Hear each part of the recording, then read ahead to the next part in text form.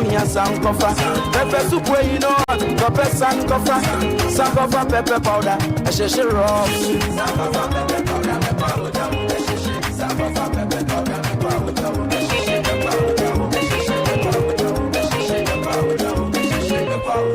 Sankofa pepper powder. FD Aji Ejadi in Krato Yatum.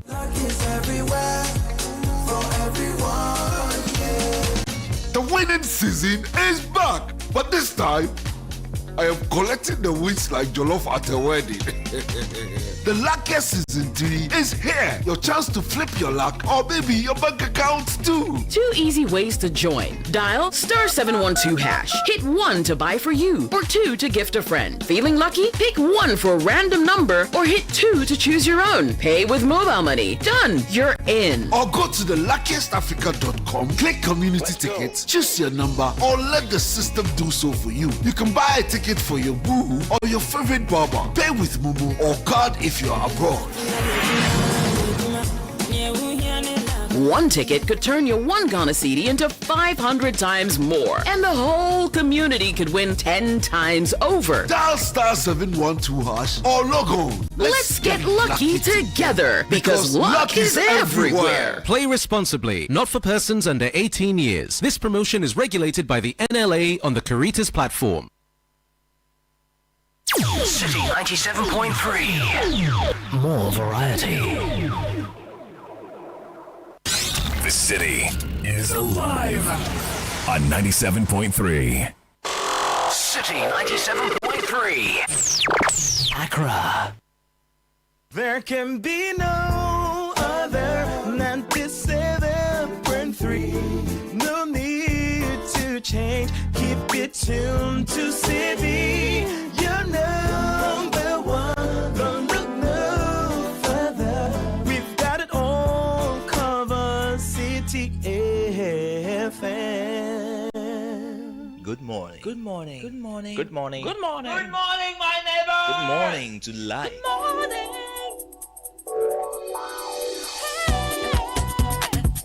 Music, talk, inspiration, in perspective.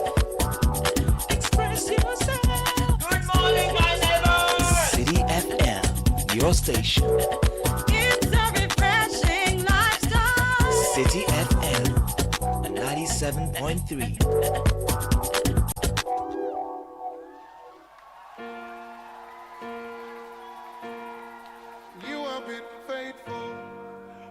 Just faithful from my cradle days till this very hour, and I know you will be with me till the very end. Yes, sir. You have been faithful, more than just faithful, from my cradle days till this very hour, and I know you will be with me. Unleashing the power of relevant radio. This is Citi 97.3. The Citi Breakfast Show. Rise above the noise.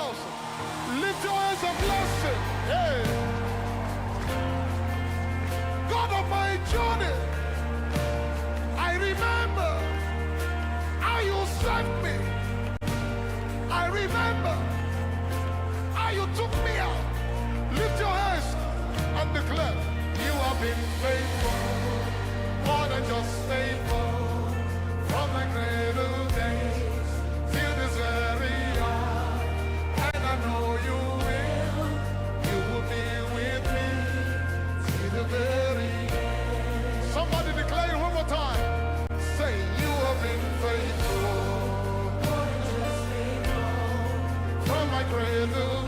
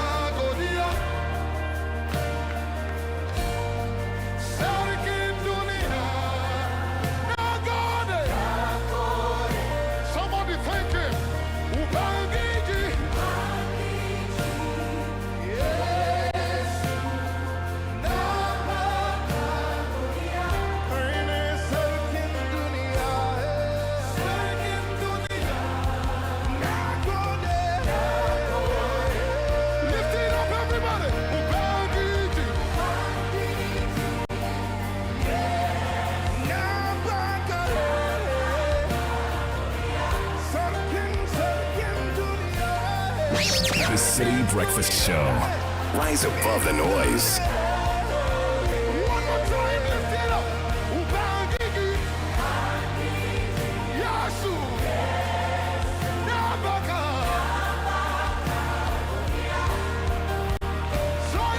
Sorry, Kindunia. Nagode. Somebody lift your hands, everybody. Yeah. Alpha and Omega and everything between. I raise my banner for my Ebenezer. Sharikin Dunia. Nagode. Yeah. Alpha and Omega and everything. 634 97.3 City FM. Dunsin Oyekan. A beautiful song in the holy language of Hausa.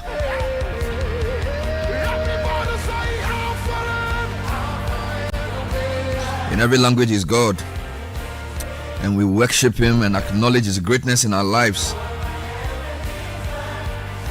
Sovereign God, Jesus, I give you thanks, the King of all the earth. Nagode means thank you. You have been faithful, more than just faithful, from my cradle days till this very hour, and I know you will be with me till the very end. Ubangiji. Hey. Abaka Godia. Sarkin Dunia, the King of all the earth. Thank you. You are my Ebenezer. Learn how to sing. It's not the quality of your voice. The Lord loves singing. Express your gratitude through the power of a song. There are many relationships you must nurture in life. The one with your maker is a crucial one, and you need to know He loves adoration, which is why we choose to start the breakfast show every morning with a song.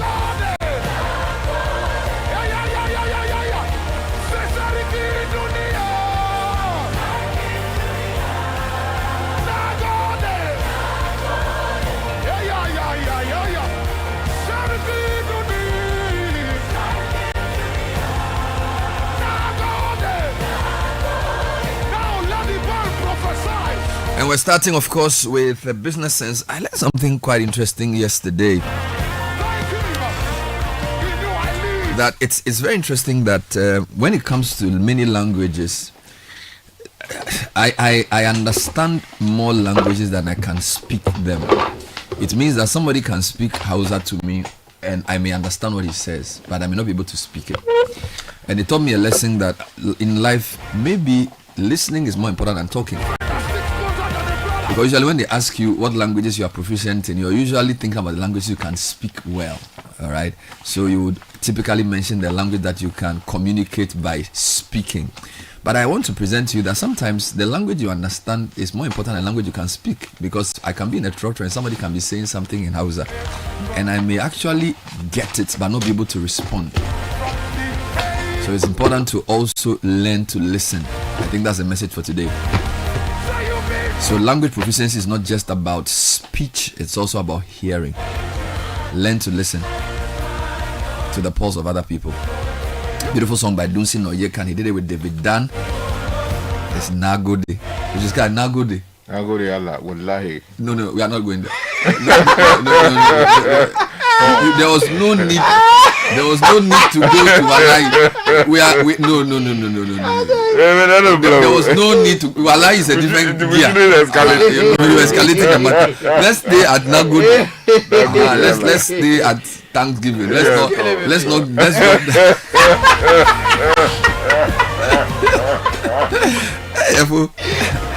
Then no Wallahi come inside. The news reviews next is brought to us by Total Energies Ghana. Started on the 6th to the 10th of October. A big thank you to our customers. Drive to any participating Total Energy service station and you could be one of the lucky customers to receive free fuel. You also have branded goodies and surprise gifts to make your visit even more rewarding.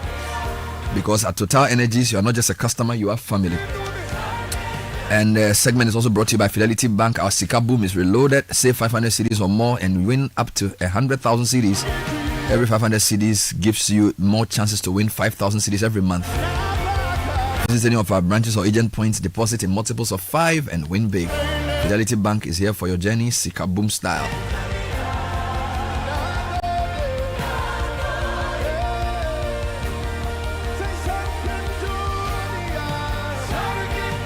Welcoming Richard Delaskai and Caleb Kuda to the newspaper review. Good morning. I've never heard this song until today. I never knew it. It's a new song, eh? Yeah, it's a month old. It's a new song. It's nice. It's really, really good. Yeah. Big shouts to my friend Joe Metal. Yeah. I probably should have started with a song of his. Reverb Studio. Sky, the guy has put up a state-of-the-art recording studio somewhere in the Sotum area. Awesome. And by the way, yesterday I saw flooding in some parts of Accra. But Joe Metal has done well. The studio is very nice. And the fact that it's even in Sotum is helping the economy of Western Accra. That's great. You know that part of town usually people just go there to sleep. But now we are no, you know, a lot of development has. If you look at Accra very carefully, the eastern part generally has better facilities than the west. But the west is rising. You know, Kasua, Santa Maria, Sotum, Awushi. You know, those they today are waking up. Yes. Yeah. So Joe Metal, Charlie, Reverb Studio, powerful. Very lovely. Very, very, very well. Beautiful. And I need to commend him this morning. Great job for that great thing he's done. Joseph Metal. Yeah. Let's get into the dailies this morning. So let me take you to the Ghanaian Times for this morning. The President of the Republic is holding a miniature version of the cup won by UDS. And the Ghanaian Times says, Tamale to the world. President Mahama lauds UDS on University Games triumph. Yeah, man. Also on the front page this morning, 2025-2026 national service applicants to reapply. Okay. This is according to the NSA. Right. So the Herald, Mahama government tightens excavator import controls to combat galamsey. And Aikwe Otu others presented fake evidence to defend Tokono. This is Domelevo. Let me take you to the Chronicle. 8 pump action guns, 25 excavators retrieved from Akonta mines. This is according to some evidence presented before the court. Also on the front page this morning, Galamsey, state of emergency must still be declared. This is coming from a group. Daily Guide, Wuntumi arrested again. 25 million Ghana cedi bail for mining offences. And Accra submerged under flood waters. Let me take you to the news center. Who is blocking Rectron deal? Comes with a question mark. Samuel George is here on the front page. He's the minister for the space. Also on the front page this morning, legal battle looms between rural bank CEOs and the BOG. Daily Analyst, Wuntumi Akonta Mining faces charges over Galamsey in Tano-Demiri Forest in the western region. 9 more storms Galamsey hideouts. Let me take you to the Insight newspaper. Pan-Africanists unite for reparative justice and liberation. The photograph of Kwesi Pratt and his allies, comrades are here on the front page. Dr. Ekospio Gabra has been appointed an ambassador on reparations. Oh, I see. That's his new post. Oh, Charlie, then he has big posts. He's collecting the reparation for us, so we can share it.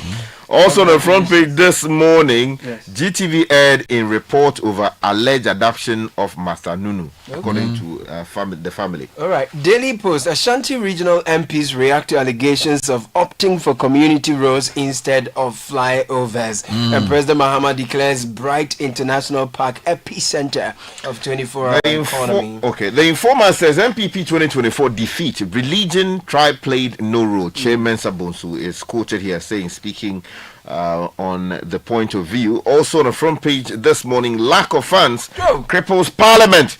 House forced to extend reset. This is unacceptable. If it is the case, Honorable Atu-Forsen, please find the money and let's resume Parliament, because I don't remember the last time Parliament had to extend recess because of lack of funds. Completely unacceptable.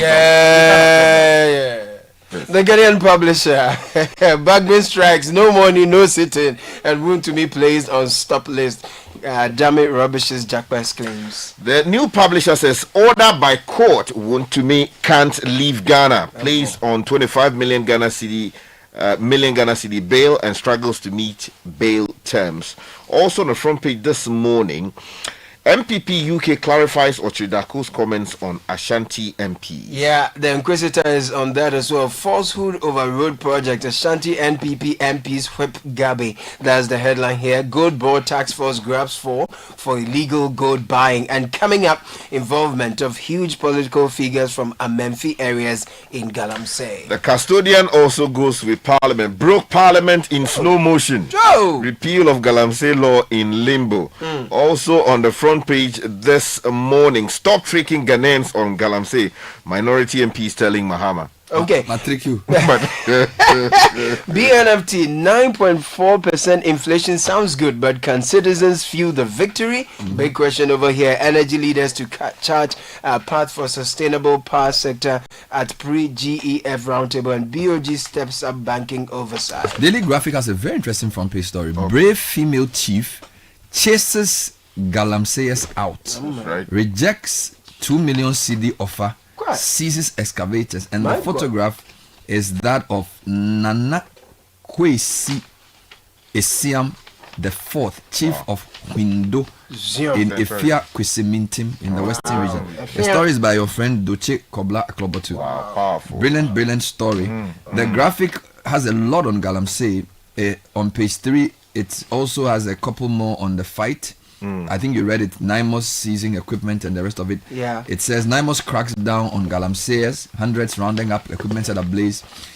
Taking you online to just wrap up the headlines. BOG to inject 1.15 billion dollars into forex market to stabilize Citi.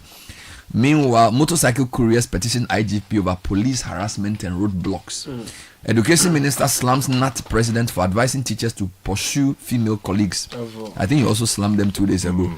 Now, I'm shocked. Aiko denies Dembelevo's fake evidence claim. We all failed our nation. Apenyu marking on politicization of Galamsey fight. GPRT says we will raise transport fares if fuel prices don't stabilize. If you go to Channel 1 News Online, polls will show Kwabena Japan leading by January. This is his campaign team. Oh, beautiful. GPRT is warning they can't absorb fuel price increases anymore. Police probe robbery and murder at Abesim filling station. And I think you've read this already. National Service orders re-registration on October 8 as June exercise cancelled. Meanwhile, an American, a Moroccan, and 4 Ghanaians arrested for 2.2 million CD illegal gold trade. My Joy Online lead story is on the payment crisis. MPP imposed 12,000 unpaid workers on us before leaving office. This is Employment Minister Rashid Pelpu. Also, we will fix the unpaid workers crisis before year end, Employment Minister assures. And then in other stories, Ayuko submitted fake evidence, but he also answers back. We'll give you the details of that later on. Finally, the High Street Journal. Beyond just the coup, why Nkukon Kitinkiti needs fully integrated value chain system to drive success.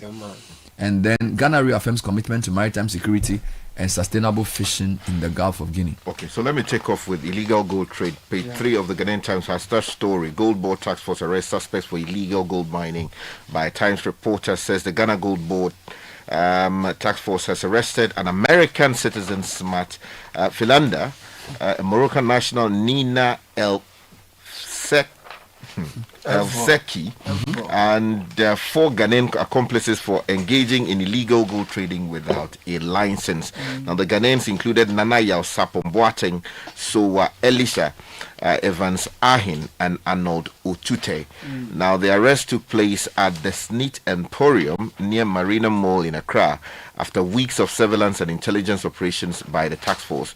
Now, the suspects were caught attempting to buy and assay about 2.1 kilograms of of gold valued at approximately 2.2 million Ghana cedis without the requisite license as mandated under the Ghana Gold Board Act of 2025. Now, during the operation, the task force also discovered gold refining equipment in the possession of the American suspect, confirming their intent to refine gold illegally within Ghana's jurisdiction. NIMOS task force has also cracked down on Galamsey in the western region. This story came a bit earlier. Just a few highlights. National Anti-Illegal Mining Operations Secretariat NIMOS task force set up by President Mahama's government to deal has dealt a significant blow to illegal mining activities in the western region following a series of coordinated operations targeting notorious Galamsey enclaves. On Monday, October 5, 2025, the task force descended on Gangway, a crime-ridden community in Aboso within the Prestia Huni Valley district, dismantling makeshift structures that served as hideouts and drug dens for illegal miners and their accomplices. Let me give you the big one in the graphic from Doche Krobla Aklobotu. A female chief has raised eyebrows on account of her stance against Galamsey in a community, declining a mouth-watering cash offer and ordering the seizure of heavy-duty equipment of the illegal mining investors. Nana Kwesi Esiem, the fourth chief of Window in the Kwesi Mintim near Takrady in the western region, said the illegal miners were led to a community and her house by a resident. Can you imagine? Now, its story continues that they offered her 2 million Ghana cedis and other pegs if she allowed them to mine gold in the area. At a time when many traditional rulers are being accused of aiding illegal mining activities, Nana Esiam's bravery has been hailed as exemplary by a community and members of the public in Sekendi Takrady. I need money. We all need money. But I will not accept such money and mortgage the future of the community in the name of money. Nana Esiam told the Daily Graphic, her tone depicting anger as she cited concerns of environmental degradation. She ordered the seizure of the equipment, including an excavator, Changfan machines, power generators, water pumps, and other accessories, which have since been transferred to the Western Regional Police Command in Sekendi. Providing details about the experience, she said a member of the community approached her and informed her about bringing some Chinese investors to mine in the community. I told him I am against the idea. Even if he and the investors brought documents to mine legally, as long as I remain the chief of the community, I disagree. We have seen the threat that these illegal mining activities have been brought to mining communities. And then she went on and on and on and on. The chief said in the absence of the Chinese and their local collaborators returned with excavators, chamfan machines and other mining equipment, flipped the earth open and destroyed the vegetative cover in readiness for their mining adventure. Before the police could arrive, she said, I had a low bed and hauled the equipment to the regional police command for safekeeping. Now they have to reclaim the land they have already destroyed and face the authorities. I hope they have been arrested and are being dealt with. Well, the police have taken the equipment. The story... Are the human beings responsible? The story, they have just cleared the land. They haven't started the Galamsey yet. So the chief did not allow them to do the mining itself. But they had cleared the land, so they have to unclear it. So no, even that well, that's the story. You can ask the chief to give us more details. Let's go on to other places. Mahama tightens excavator import controls to combat Galamsey. Story on the Herald this morning. The government has announced a sweeping enforcement of laws regulating the importation of excavators into Ghana as part of renewed efforts to curb illegal mining, popularly known as Galamsey. Now, President John Dramani Mahama disclosed that his administration has implemented stringent measures requiring importers to obtain permits before shipping excavators to Ghana. This represents a significant departure from previous practice where importers could seek clearance after the machines had already arrived at the ports. In the meantime, though, let me just take you to the story about Enchibosiako. We're told by the Chronicle that 8 pump action guns and 25 excavators have been retrieved, and this has to do with the Chemawuntumi story. Yeah, that's right. He was hauled before the courts yesterday, and the story on page 3 says the criminal division of the Accra High Court, Accra, presided over by Justice Audrey Kokuvite, has heard that as part of an ongoing crackdown on illegal mining, also known as Galamsey, the police retrieved several items from the concession of Akonta Mining Company Limited. Now, the retrieved items included 8 pump action guns, 5 gold pieces, 25 serviceable excavators, 157,000 Ghana cedis in cash, and various mining equipment. Now, Deputy Attorney General Dr. Sremsai disclosed this when he presented Bernard Enchibosiako, popularly known as Chairman Wuntumi, the Ashanti Regional Chairman of the New Patriotic Party, before court on Monday for his charges and facts to be read to him. Of course, he's pleaded not. Meanwhile, Mr. Yao Domelev was in the news for two reasons. He says lack of prosecution after 9 months for oral is unacceptable. Former Auditor General and member of the oral team has expressed disappointment over the slow pace of prosecutions involving former public officials accused of corruption. Speaking on the KSM show aired on Tuesday on YouTube, October 7, Mr. Dumelo lamented that 9 months into the administration's Mohammed's administration, no former government official had been prosecuted, despite the extensive work done by oral team to uncover case of alleged corruption. Then there's another part of the story where he's been engaging in a war of words, in a sense, with the former Attorney General as well. So he alleges that the former Attorney General submitted fake documents or evidence during the hearing of the former Chief Justice's matter. And of course, Aikoto has countered and says he's shocked that the former Auditor General can say such a thing. So basically, it's you just have to get to the bottom of the story to get the details of that. Well, Parliament is broke, we are told, and this story started yesterday. Further details in the Informer this morning. The lack of funds has brought Ghana's Legislative Assembly onto its knees, leading the Speaker, Alban Bagbin, to defer the recall of the House to an unspecified time. They told us that originally the House was supposed to be back in business on the 14th of this particular month, but the Speaker wrote a letter saying that they cannot do it now for unstated reasons. But if you go into the story, we are told that nothing is happening in Parliament. So there's a quote here: Parliament is virtually dead, with no serious activities ongoing as it used to be the case due to lack of funds. Our information is that the Finance Ministry has not made releases to Parliament, the Parliamentary Service Board, for the past 2 months to enable that board to function. The source told the paper. Now Parliament is crippled. Even workshops cannot be paid for, and that's how bad the situation has become. Let me give you more angles to this. The Employment Minister, there's also been a whole raft of unpaid people. So then the Employment Minister is now claiming that MPP imposed 12,000 unpaid workers on them before leaving office, but says they will make sure they are all paid before end of year. So let me just read 2 paragraphs. Employment and Labour Relations Minister Rashid Purple has accused Akufo-Addo government of burdening the new administration with thousands of newly recruited but unpaid public sector workers before exiting office. He said the Mahama government inherited 12,000 newly engaged workers without financial provision or clearance to pay their salaries. This tells the story of what complaints we have had since we assumed office. But on the same program, he then said government will clear all outstanding salary arrears owed to newly recruited nurses and other public sector workers before end of year. Now, I'm sure you know that the coalition of unpaid nurses and midwives staged a process in October 2, demanding payments of salaries for nearly 7,000 health workers who have been working without pay for close to 10 months. Dr. Purple said the situation was inherited and blamed it on what he called an irresponsible decision by the previous government to employ 12,000 new workers without securing funds to pay them. And basically, what about those who've been working for the last 10 years? Anyway, Deputy Speaker urges MMDCs and MPs to unite beyond politics for national progress. The second Deputy Speaker of Parliament, Mr. Andrew Amoako Esiama, has called on Metropolitan, Municipal and District Chief Executives, MMDCs and MPs to put aside political differences after elections and work together for the nation's development. Now, speaking during a public hearing on the performance of MMDCs nationwide, organized by Parliament, Local Government and Rural Development Committee, Mr. Isiama underscored the need for collaboration and mutual respect between political actors. Now, in the Ashanti region, the MPs are unhappy. The Ashanti Regional MPP Parliamentary Caucus has responded to recent remarks attributed to Gabi Asare Ochodakon, suggesting that members of Parliament from the Ashanti region opted for community roads instead of flyovers as a result of the current state of infrastructure in the region. The MPs from the region in a statement said the allegations are inaccurate and misleading. All right, Sky. Well, there has been some clarification offered by the UK MPP branch. You find that in the what do you call it, the publisher newspaper.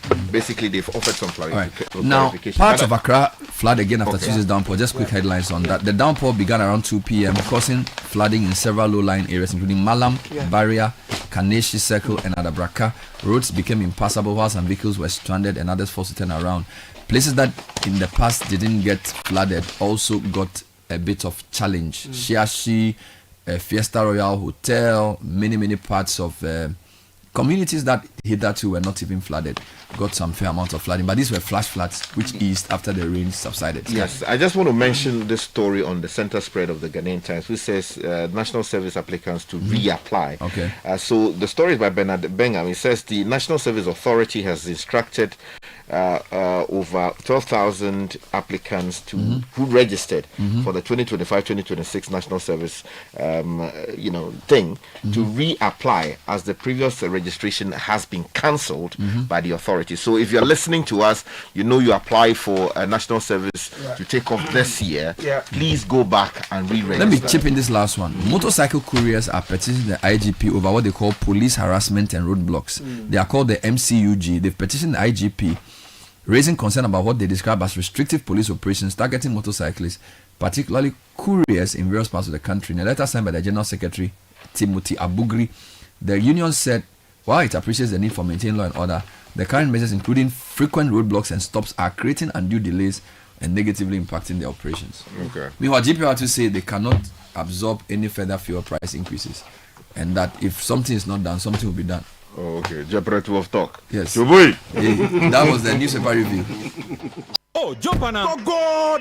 Google me. At what time will you come back where I don't hear the sound of your car? Why you buy new car? No, I don't change my car. It be the same ride. It be the fuel way I change. Way one shouts it. Ever since I started using the all-new Excellium Premium Fuel, fortified with 3-in-1 action. Oh, Joe, now my car they run like electric car. No, it's so. This is the type of fuel where they want to. Cause now engine they cost. Where they want for way if I buy it, it go protect my engine. And with the small way I buy, I go drive, sir. Absolutely. It's like strapping a turbocharger to your engine and giving it a protector. And what they bust my mind, Seth, be the 3-in-1 action, no? Excellium, they prevent up to 99% of deposit. It be anti-wear, some be anti-corrosion. Won't pay when I open there. Hey, so where can I find this magical fuel? Just head over to any Total Energy service station and your car will thank you. Hey, they make a finish my gobe fast, then rush go Total Energies. My friend, but why your hand my gobe inside? I give you info. Make a fill the gobe too small. Go.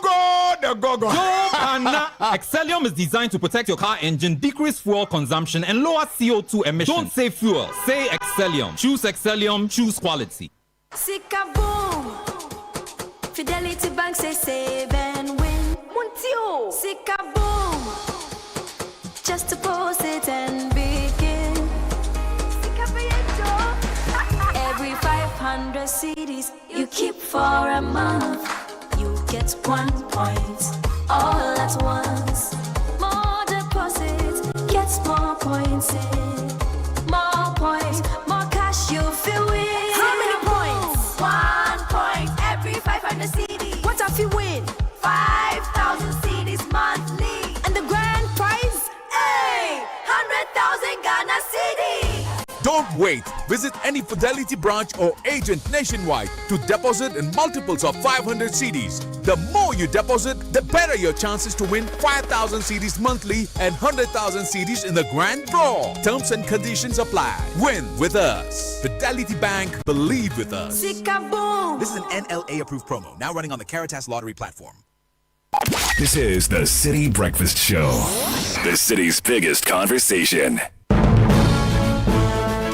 Before we get into the news, a happy 10th birthday to Ni Onyami Okputie J of East Airport International School, a chief supporter, unfortunately, of Manchester United. This is from his parents, Paulo and Hilda, and his sister, Minshe. But Charlie, the guy name is nice. So Ni Okputie J. It's a powerful name. Ni, is it Onyami or Omanye? The way they've written it, I don't even know. But then the Minsha is a nice name. Anyway, now what is in the news this morning? Hello and welcome to the breakfast edition of the City Business News, proudly brought to you by MTN, Valix Lease and Equip Limited and EcoBank. I'm Nashika Caesar. Coming up, Bank of Ghana to inject $1.15 billion into forex market to stabilize Citi. Also coming up, tax analyst proposes efficient reforms over Electricity Company of Ghana's proposed 225% tariff hike. And later, industry players call for stricter regulatory enforcement to address irregularities in downstream petroleum sector.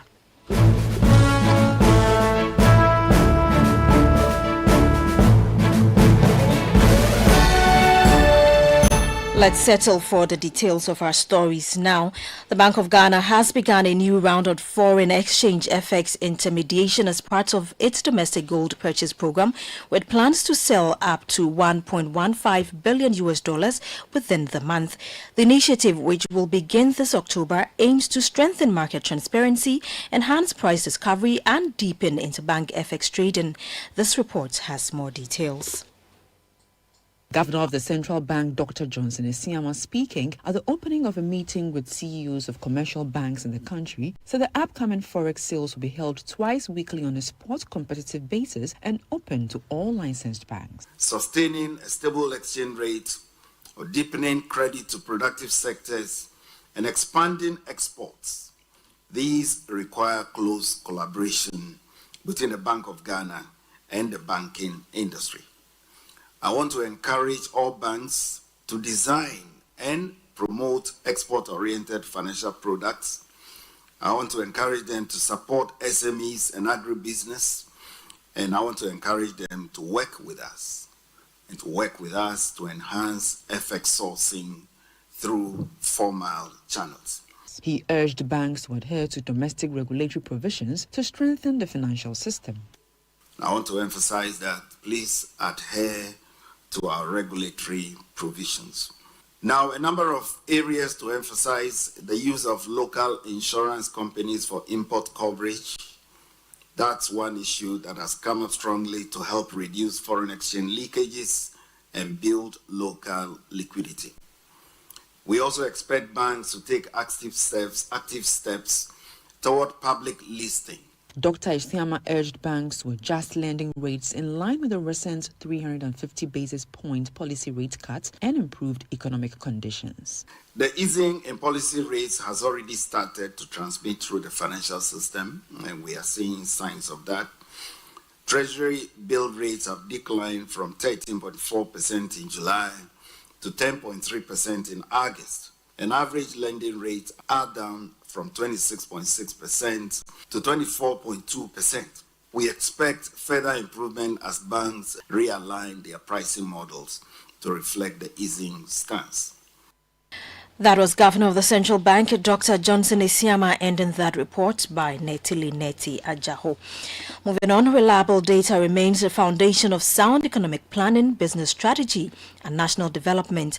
But Ghana's data system may be falling behind, which is why the Ghana Statistical Service has proposed a review of the laws that govern its mandate.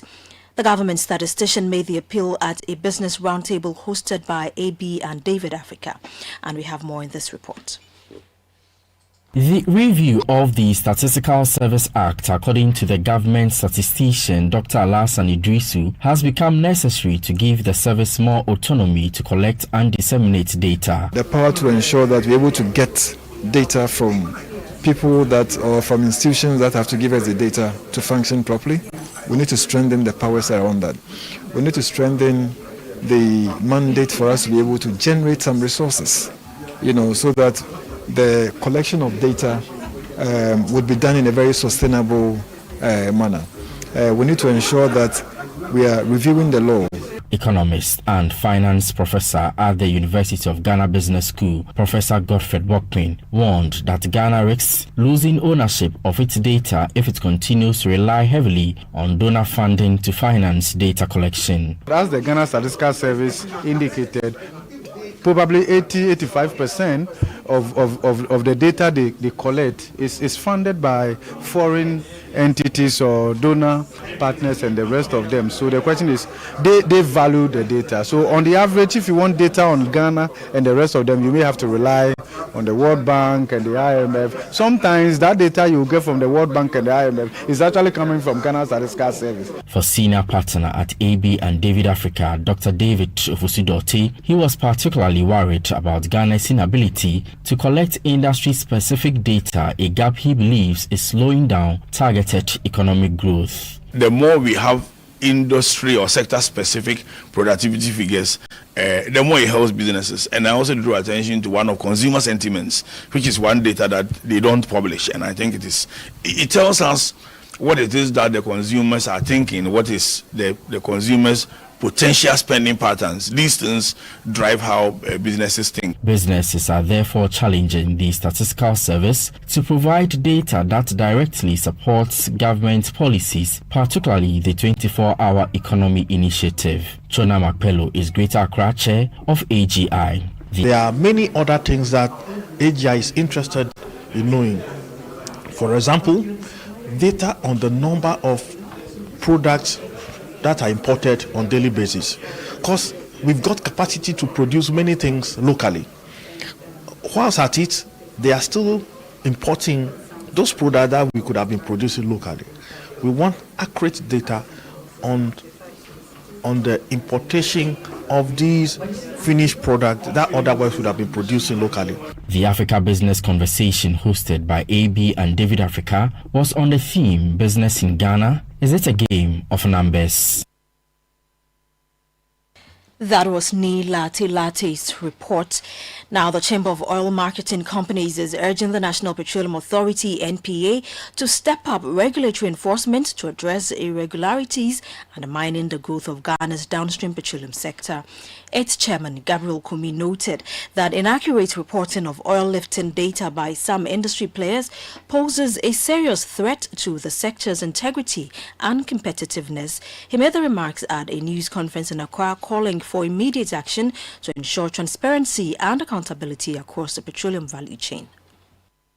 We will call on our regulator, the National Petroleum Authority. They are clothed with the powers. They have all the machinery. They have everything to bring this problem to a definite end. MPA tracks every trucks that loads petroleum products in Ghana. So if we are to go into the tracking system, I don't think we can see that volume going to Upper West and Upper East. We trust in the ability of my brother Eduji. He has done so well so far.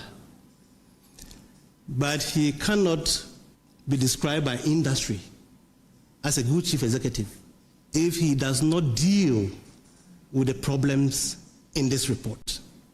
Because these problems adversely affect about 95% of our members. Gabriel Kumi is the chairman of the Chamber of Oil Marketing Companies.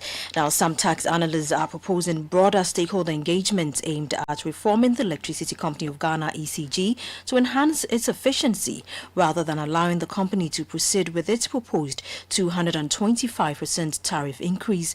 Francis Timoboy's remarks add to the growing concerns from the Food and Beverages Association of Ghana, which has issued a 30-day ultimatum to the government to establish a performance compact to assess and improve the efficiency of both ECG and the Ghana Water Company Limited.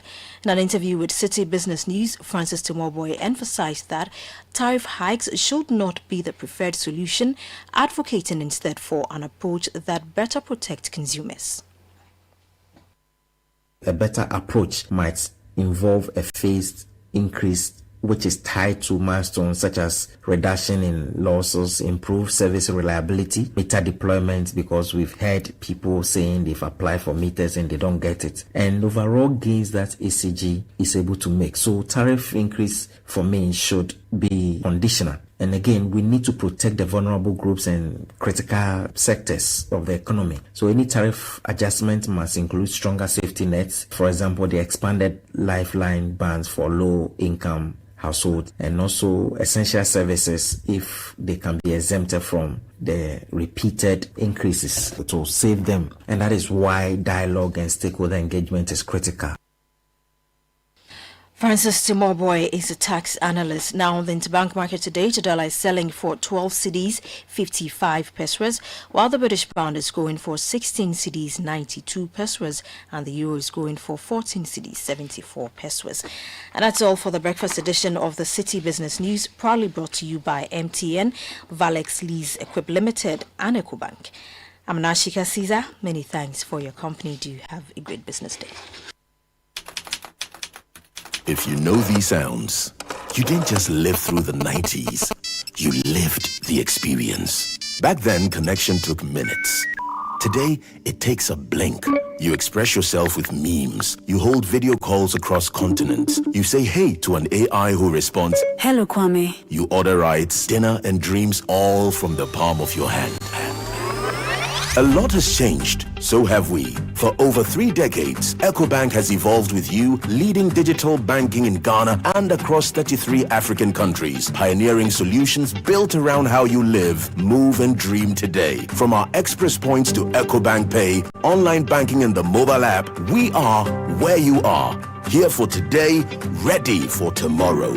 Now, that's change, powered by EcoBank. EcoBank, a better way to bank your way. EcoBank, the Pan-African Bank. Ah, Ma, have you received the delivery? See, the rider's bay. Send in the momo. Okay, *176. Pow. Don't you use a smartphone? Use the momo app, ne? Huh? Aba app. Hey, I want to say millennium, say millennial. Inyim. Oh, millennium for ya nyaze. Switch to the app. Oh, you're smart. And oh, you're secure. Enter a world of possibilities with the Momo app. Pay your favorite merchant, pay utility bills, and borrow from our wide range of lending services. Move to the app side today. MTN. Announcing Ghana's first unlimited photocopier leasing. Yes, from just 983 Ghana cedis, you can lease a multifunctional photocopier and print unlimited. Yes, unlimited and free paper every month. Guess what? That's not all. Toners, repairs, and maintenance all are free. And oh, I'm not kidding at all. And we cover the whole country. Yes, the whole country. What are you waiting for? Just visit us at www.valexlease.com or call 0244 644048. I repeat, or call 0244 644048. Remember, terms and conditions apply. Valex Lease, affordable document management solutions. We asked Ghanaian business owners what they want from Old Mutual. I want insurance and pension solutions that will protect my employees. Your business growth is our business. For 180 years, we have partnered with businesses to protect and grow their most valuable assets. From tailored group life assurance protection to affordable pension plans, we've got your business and your employees covered. Contact your broker or call Old Mutual on 0509 551 609 today. Old Mutual, do great things every day. This is the City Breakfast Show, the city's biggest conversation. All right. Anytime you hear this one, you know someone with a shiny solar panel is in the studio with Kickoff. Gabriel Isaac is in the studio with Kickoff. But before he comes in, just gone by was a breakfast edition of the City Business News that was brought to you by EcoBank, Valex Lease, and MTN. It's amazing how the world is ever changing. Today is AI, tomorrow who knows what's going to be the big thing.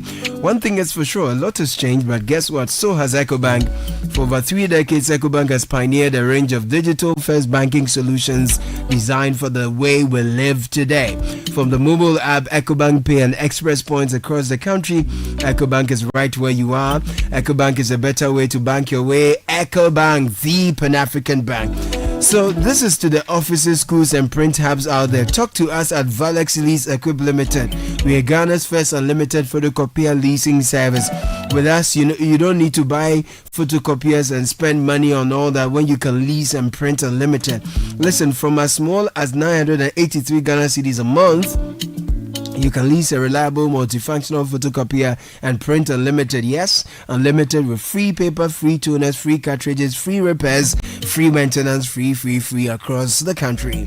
So stop spending big on machines, paper, repairs, and maintenance. Switch to Valex Lease and keep your cash for what matters most. If you want to upgrade, please visit valexlease.com. Call us now, 0244-644048. Remember, customized payment options and packages are available. Terms and conditions apply. Valex Lease, affordable document management solutions. Now, there is over 2 million Ghana cedis up for grabs in the Still Minsaka promo. Use your Momo app to make transactions of more than 100 Ghana cedis daily and win daily cash from 100 to 200 Ghana cedis, weekly jackpots up to 2,000 cedis, plus yellow biz routers or monthly prizes up to 5,000 cedis. The mega draw is up, a massive 100,000 Ghana cedis with more grand wins of 50, 30 and 10,000 Ghana cedis all up for grabs. And it's not just Momo app, so payments through bank transfers, POS, advanced services, and even third-party transactions also qualify. So don't wait. Download the Momo app, transact, and win in the Still Mensaka promo. This promo is run in collaboration with the NLA on the Caritas Lottery platform. T's and C's apply. Let's bring you Kickoff. Kickoff is proudly brought to you by Lesheho and Shell V-Power. Lesheho Ghana is 15 years old. For 15 years, you, our cherished customers, have trusted us to improve lives across Ghana. As we celebrate this milestone, we say a heartfelt thank you for your loyalty and support. This anniversary is not just about us, it's about you, our customers, our partners, and our communities who have made this journey possible. Together, we look forward to the future with confidence, knowing that with Lesheho, lives will improve. Visit any Lesheho branch or simply call or WhatsApp Nana on 02700 40 799 for any of our financial solutions. Lesheho Ghana, 15 years of improving lives and still counting. So, how do you want your engine to feel today? Confident, protected, and ready to perform? That's when Shell V-Power kicks in. With its Dynaflex technology specially formulated to clean and protect your engine, giving it that boost it needs. It's designed to remove performance-robbing deposits so that your engine performs at its best. So fill up with Shell V-Power at a Shell service station near you and fuel performance, fuel confidence, fuel protection over and over again. Fuel unbeatable because the best choice fuels just right. Feel the feeling with Shell V-Power. Shell go well.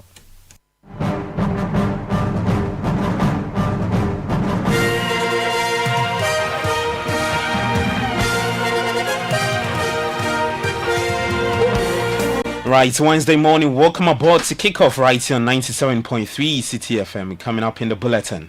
We are in a comfortable position that we can look on ourselves and we want to win this game. And I think if we win this game, we have a high probability to qualify for the World Cup. It's the Central African Republic taking on the Black Stars of Ghana later today at 4 p.m. in Meknes. It's match day 9 of the 2026 FIFA World Cup qualifiers. More from head coach Otuado in a bit. Plus, we'll take you around the world for the other games in the 2026 FIFA World Cup qualifiers as well. Kickoff is probably brought to you by Shell V-Power. Shell Go on the GH Lesheho. Let's improve life in Polytank, Ghana.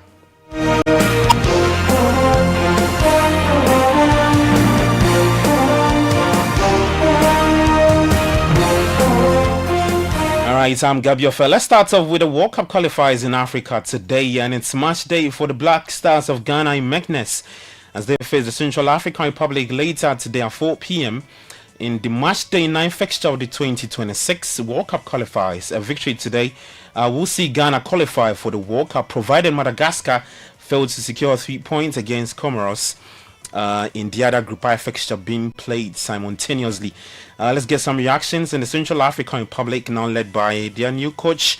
Rigobert Song is expected to present a different tactical setup from the side that lost 4-3 to the Black Stars in Ghana. But here's what Coach Otuado had to say ahead of today's clash. So we are in a comfortable position that we can look on ourselves and we want to win this game. And I think if we win this game, we have a high probability to qualify for the World Cup. And but this is just the first step, and maybe we have to do a second one in Accra. But we're looking at this game and we want to win this game, and whatever happens, we can't control, we can't have an influence. And we can just concentrate on what we can influence, and this is the game. The fact that you are playing Central African Republic away from home and they are also not playing at home, even though it is technically their home match, does it give you and your team any advantage? It's difficult to say.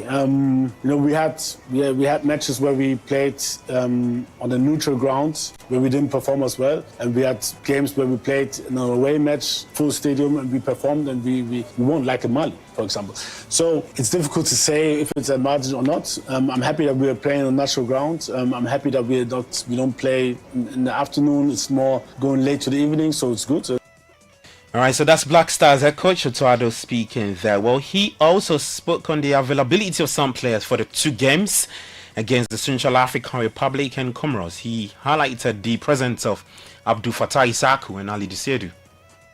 In general, I think we have like, let's say 30, 35 players who are like in the inner circle. And yeah, it's always, we're always watching them, we're always observing them.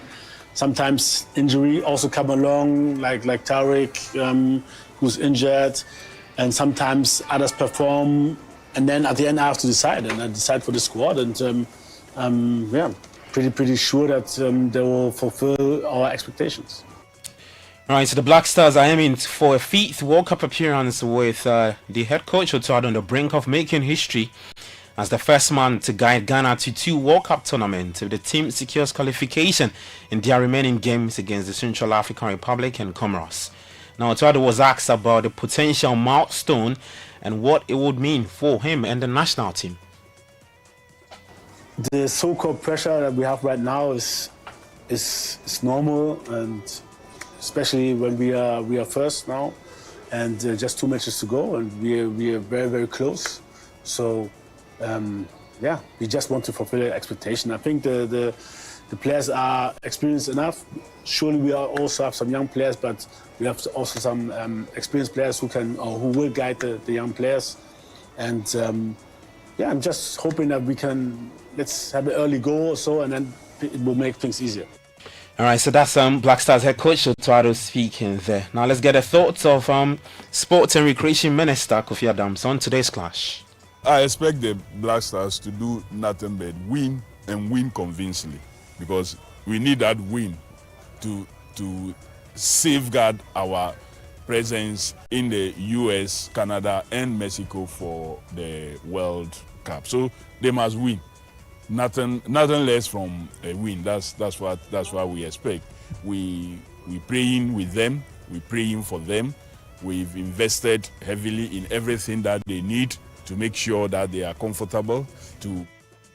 All right, so that's Kofi Adams. He's the Minister for Sports and Recreation. Now, former captain Stephen Opia, who now acts as one of the management members for the team, says he's confident Ghana will get all 3 points later today. First and foremost, World Cup is very important for every player, and every player wants to participate in the World Cup. I mean, I quite remember when we played at FAB Stadium in South Africa when we beat them 2-0. It's the same feeling. Now I'm sitting here watching the guys. I mean, a lot of things are going through my mind, how they are going to approach the game, the pressure, the tension, and everything in this kind of game. It's huge. It's huge, and I know the boys they are ready. All right, so that's our former skipper for the Black Stars, Stephen Opia, speaking there. Well, we have 11 games from the World Cup qualifiers kicking off later today, March Day 9. The race for Africa's remaining places, and the 2026 World Cup reaches its decisive phase. This week, Eswatini will take on Angola at 1 p.m. Ethiopia up against Guinea-Bissau. Libya will play Cape Verde. Mauritius will take on Cameroon. Central African Republic up against the Black Stars. There's live video coverage later today at 4 p.m. Chad up against Mali, same time. Comoros will take on Madagascar. Djibouti up against Egypt, and Niger will play Congo. Tanzania up against Zambia in the March Day 9 of the 2026 FIFA World Cup qualifiers. Well, away from the Black Stars, the GFA president and Keto Kreku, he's been appointed as the chairperson of the FIFA Anti-Racism and Anti-Discrimination Committee. His appointment will span a 4-year term from 2025 to 2029. Marks another milestone in his distinguished leadership journey and Ghana's growing influence in global football governance. Well, in the Ghana Premier League, Asante Kotoko will take on the BNA Gold Stars today at 7 p.m. Abdul Karim Zito is the head coach, and he expects a tough challenge from Gold Stars. Well, I don't look at the factor of them being eliminated by Algeria. I'm talking about Ghana League. They're not going to play.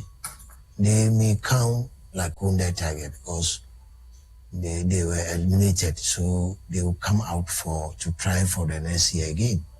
So I think it won't be easy for me, but at all costs I have to win that game.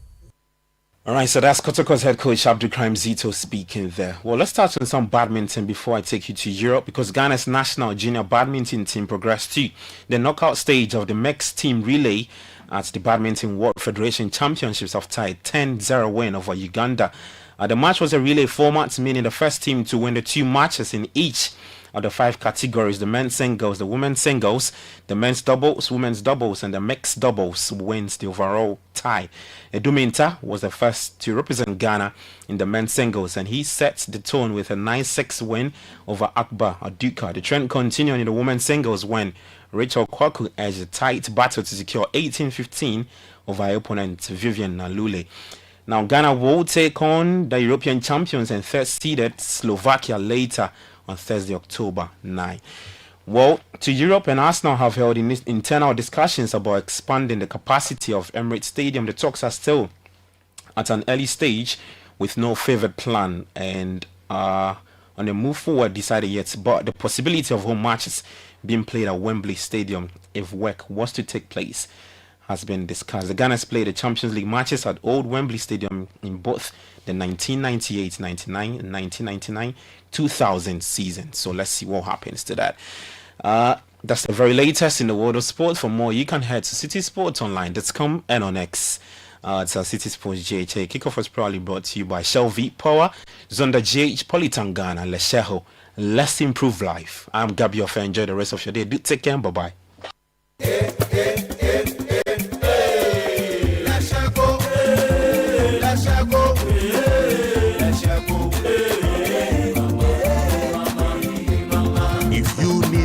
Services, innovative financial solutions. We deliver on our promise, cause we are number one. Let's share go, we improve your life. Let's share go, let's share go, hey mama, hey mama, hey mama. Even when you're stuck with nothing, no matter your situation, let's share go, we improve your life. Let's share go, hey, let's share go, hey, let's share go, hey mama, hey mama, hey mama. Let's share go, we improve your life. Do you ever wonder how your car's engine is doing as you drive? Not often. Does it feel confident and protected, or is it tired and struggling? I have a busy schedule, so I leave matters of my engine to Shell V Power. With Shell V Power, you can feel confident because it is the best ever fuel designed for performance and efficiency. Shell V Power removes performance rubbing deposits, so you can feel protected. Fill up with Shell V Power at a Shell service station near you. Feel confidence, feel protection, and feel performance over and over again with Shell V Power. Fuel the feeling with Shell V Power. Go well.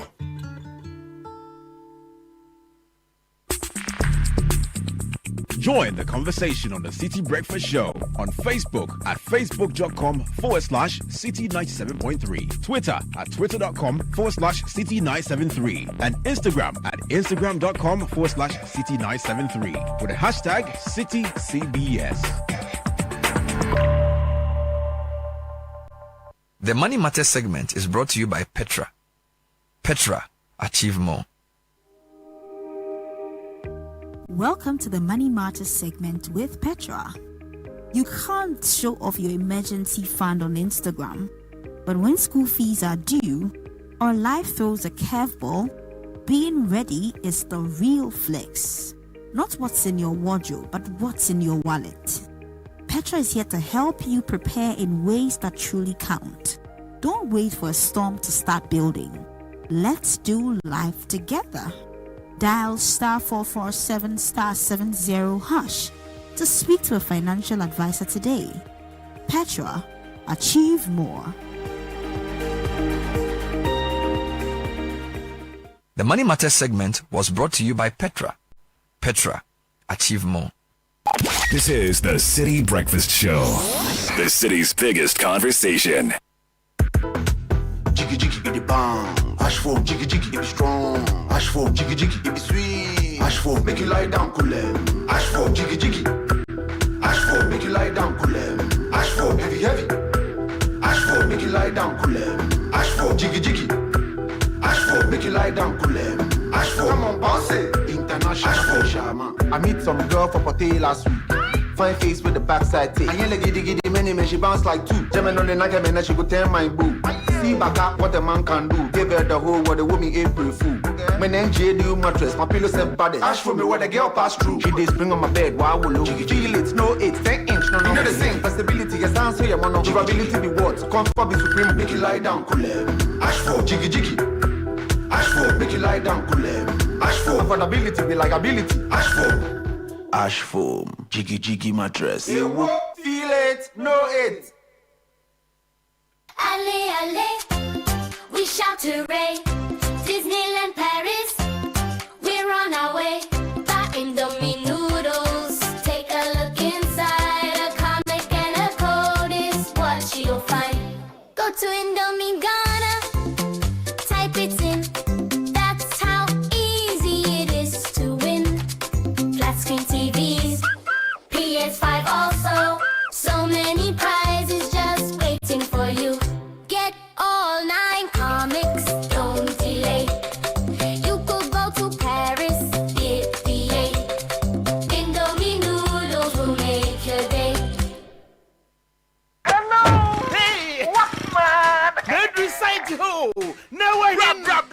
Nexus cable metal I want to the biomo. Nexus cable metal fossil. At a flexible. And a conduit cable 5,000 cities Rukobiara or 1Q distributor. And I want retailer Biara. Joe receipt. And I invoice. So phone. Get your invoice and I receipt a picture. Fuck WhatsApp numbers 055 255 7781 and 053 101 8643. Damadana.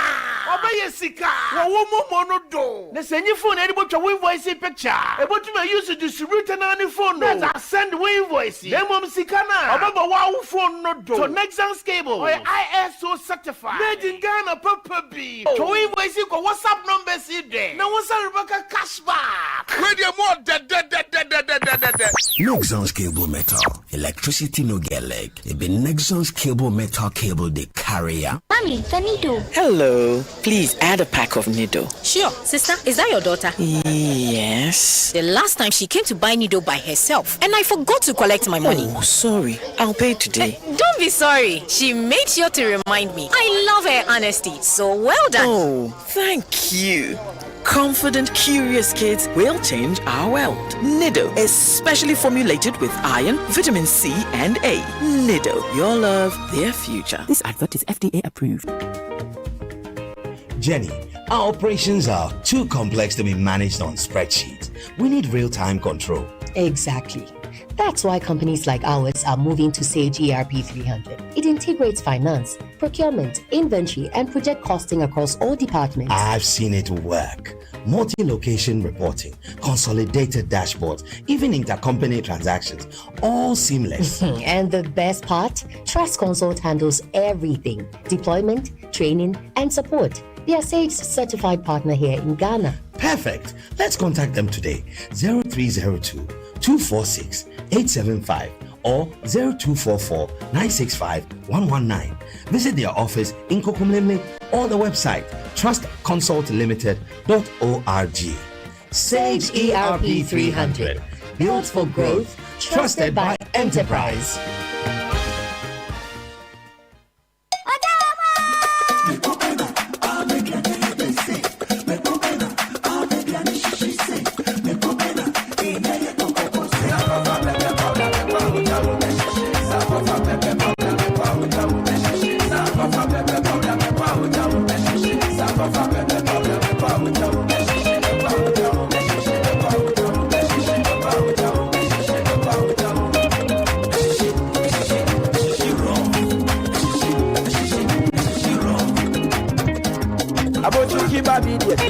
Sankofa, pepper soup where you know pepper sankofa, sankofa pepper powder, a sheshe raw. Sankofa pepper powder, sankofa pepper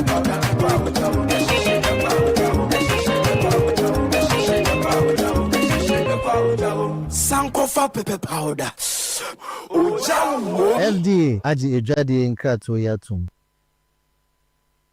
Whether you're buying water from your favorite spots in Osu, shopping online for the latest styles, or booking your next getaway to Dubai, MasterCard gives you the freedom to pay your way.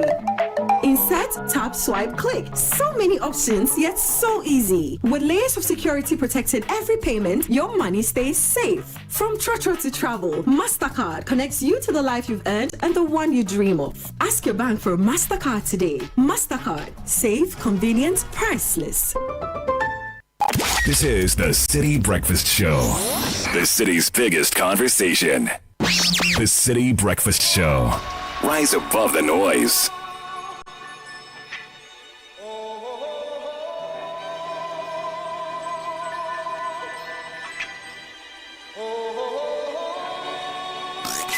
Unleashing the power of relevant radio.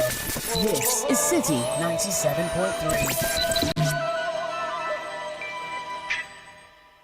Everybody was kung fu fighting. Those kids were fast as lightning. In fact, it was a little bit frightening. But they fought with expert timing. There were funky Chinamen from funky Chinatown. They were chopping them up. They were chopping them down. It's an ancient Chinese art, and everybody knew their part. From a fainting to a slip, and a kicking from the hip. Everybody was kung fu fighting. 7:38 on the City Breakfast Show. Today appears to be a very popular day for birthdays. Quite a number of them have come through. We're going to read them shortly. They're probably brought to us these requests by MasterCard. So don't just send a request, spend on those who matter to you. These are relationships to be treasured and nurtured. And with MasterCard, you can purchase without physical cash. You can tap, you can scan, you can insert your card, leave cash in the past, go to your bank and switch to MasterCard today and be on your way to something truly priceless. So here are the requests. Today, 8th October, is your birthday, Mr. Adolf Mensah of ICGC Calvary Temple. From your wife, Mrs. Comfort Mate, and children, Andy Mate, Derek Mate, Priscilla Mate. God bless you. Bena, please wish my husband Samote Adano a glorious, exciting, and memorable happy birthday. I pray for God's blessings and protection, good health and favor for him. From his wife, Mrs. Vastai or Vasti Somahle Adano, and daughters Delia, Dita, and son Delvin. We love and cherish you, dear. Thank you so much. So Samuel is a photojournalist with Daily Graphic, and his wife and kids are wishing him a happy birthday. Good morning, sir. Some 11 years ago, we were blessed with a handsome baby boy, Jeremy Kwekudam Lincoln, aka JD, of Madonna School, Kufuria, Upper Primary 6. The family is grateful to God for his blessing unto us. From all of us, Akusia, Nanaya, Efua, Kofi, and Mr. and Mrs. Damche Lincoln.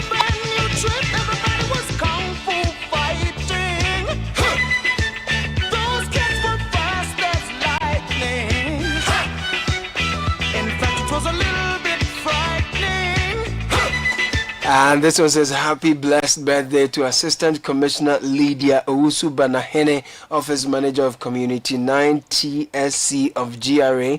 The message is from number 624 to 26. The Lord bless you and keep you. The Lord make his face shine upon you and be gracious to you. The Lord lift up his countenance upon you and give you peace. This is from Ascona management members and all staff of Community 9 TSC of GRA. And on their birthdays, it's the birthday of my wife, Pearl Tehoda. Oh, Pearl Tehoda, Executive Director of HR Certification Center, and my daughter as well, Janelle Nstroma Irama Amwa Amponsa of St. Albans International School. I, Eric Yao Amwa Amponsa, celebrate my wife and daughter. I pray you both are blessed with the faith of Sarah, the courage of Esther, the wisdom of Deborah, and the knowledge that you are loved by God and by myself and Jaden Aseda Yofi Amwa Amponsa. We love you more than words can say. Happy birthday to my two favorite miracles, my commander-in-chief and my domestic terrorist. Happy birthday. Okay, so mom and daughter are celebrating their birthdays today. Happy birthday to Pearl and Janelle. Okay, Caleb, some more messages coming through. Wishing our dear boy David Nyanyue McHarrison, who is 8 years today, at Rohi International School, Community 22 Annex, Tema. A happy birthday. This is from Pastor and Mrs. Kwame McHarrison. We say we love you. Good morning, Bernard and team. Kindly wish my daughter Lois Joanna Kojapwa a glorious birthday, and may God propel her from greater prospects or to greater prospects. May she enjoy divine favor always from her mom Immaculate in Navrongo. Happy birthday to my love and beautiful wife, Mrs. Adelaide Owusu-Ansah. Thank you so much for all you do for us, and may this new age bring fulfillment of your heart's desires. And it goes on to say, wishing you good health, strength, wisdom, and more money. Happy birthday to my mother-in-law as well, Madame Mary Kumiwa, aka Mrs. God. May God bless you and grant you good health and strength in your days.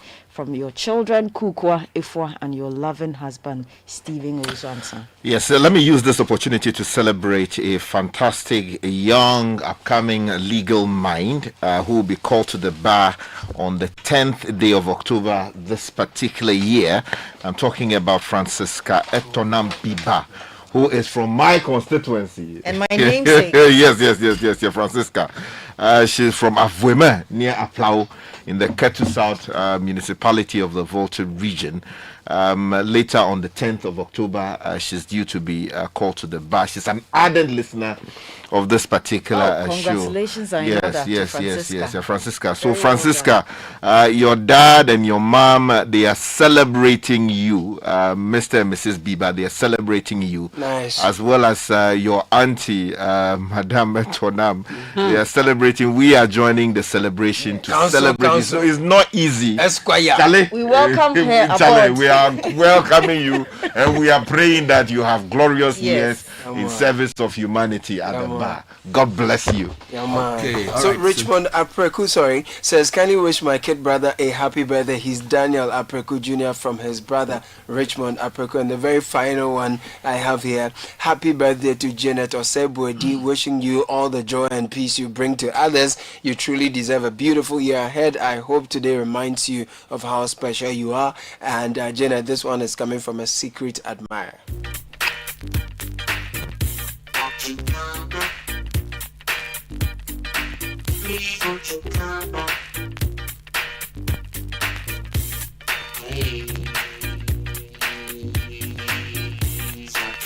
So it's 7:45. What am I doing today? Lots of things. I've received two very poignant messages. One has to do with water. The other has to do with somebody who's worked since July last year and not been paid. And I am going to table both issues shortly.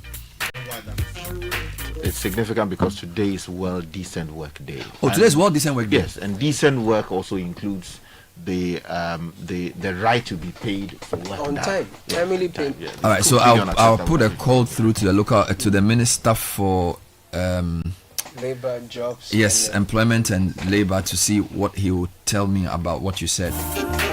But kickstart your day with the irresistible chocolatey goodness of Trisco, enriched with NF4, a combination of energy boosting minerals and vitamins, including B, C, D, and iron. There's at only 2 CDs you can treat yourself and your little ones to rich, delightful chocolatey taste of Trisco. So why wait? Head to your nearest store and grab your Trisco 20G sachet, 400G sachet, or 400 gram tin today. If you're a customer of Enterprise, then you should be earning advantage points. You can rack up points and score awesome rewards just by making purchases, renewing policies, or all through our self-service portal or the Enterprise Advantage app. Visit my.enterprisegroup.net.gh or download the Enterprise Advantage app to get started. Enterprise, your advantage. With SG Ghana Visa cards, you can do so much more. Pay online for your meals, shop, fuel, and services make quick payments on POS terminals using your card, and this can happen anywhere in the world. Now, with your gold and platinum cards, you can even get more value, exclusive discounts at selected vendors, including airport lounge access with your platinum card. Now, if you don't have a Visa card, we've made it simple. Just visit any SD Ghana branch across Ghana and get a Visa card today. Societe Generale, the future is you. Get a house, get a car with Afro Arab Properties. We have 1, 2, 3, 4 bedroom homes, various parts of Accra, Manette, Spintex, East Legon Hills, Santor, Ashali Botre, Tema Community 25, Ningo, Amasaman, Apollonia, Maijo, all of those places, beautiful houses on sale. They are affordable, accessible with good quality. You can also drive your own electric vehicle with over 300 kilometer range with these facilities. Call 0551 753 231 or go to afroarabproperties.com for more information. Yes, and Yamvita infant cereal with milk is making feeding time for babies 6 months and above easy. With 3 delicious flavors, rice, wheat and maize and wheat, baby gets a variety of cereals. Yamvita infant cereal is enriched with Nutri-V, which contains 16 essential vitamins and minerals, including zinc, iron and calcium. We recommend you only add previously boiled water, stir and experience the joy of feeding baby. Yes, that's right. Yamvita is offering you value for money. Yamvita, good nutrition for a strong start. Okay, so you've been planning and waiting for the right time to make your move. Well, Stanbic Bank rates have dropped, and this is the time. Take those bold steps to fund your dreams with a Stanbic personal loan, vehicle loan, consumer finance, solar loan, home loan, or credit card. Be unstoppable with Stanbic Bank. Visit stanbicbank.com.gh to get started. Stanbic Bank. Cowbell has always had you in mind, yes you, and today I bring you great news. Cowbell is offering you creamy goodness in 2 creamy variants, Cowbell Premium and Cowbell Vita Rich. With the Premium is rich in essential vitamins and minerals and packs a high protein boost of 23.6%. Is the perfect creamy companion for your porridge, your cereal, your beverage.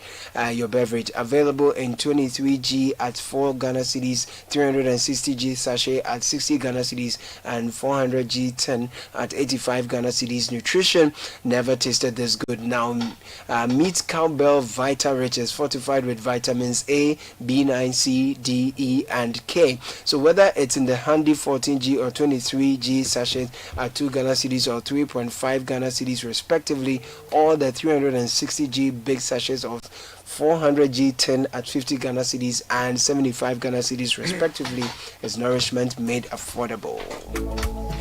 All right, so let me start with the first one. Bernard, good evening. This was sent late last night. I'm deeply worried.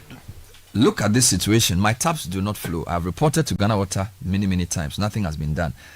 I've resorted to buying water every 2 weeks. Now the water tanker people are saying Ghana Water has closed all the places they get water from because the water tankers are taking their customers.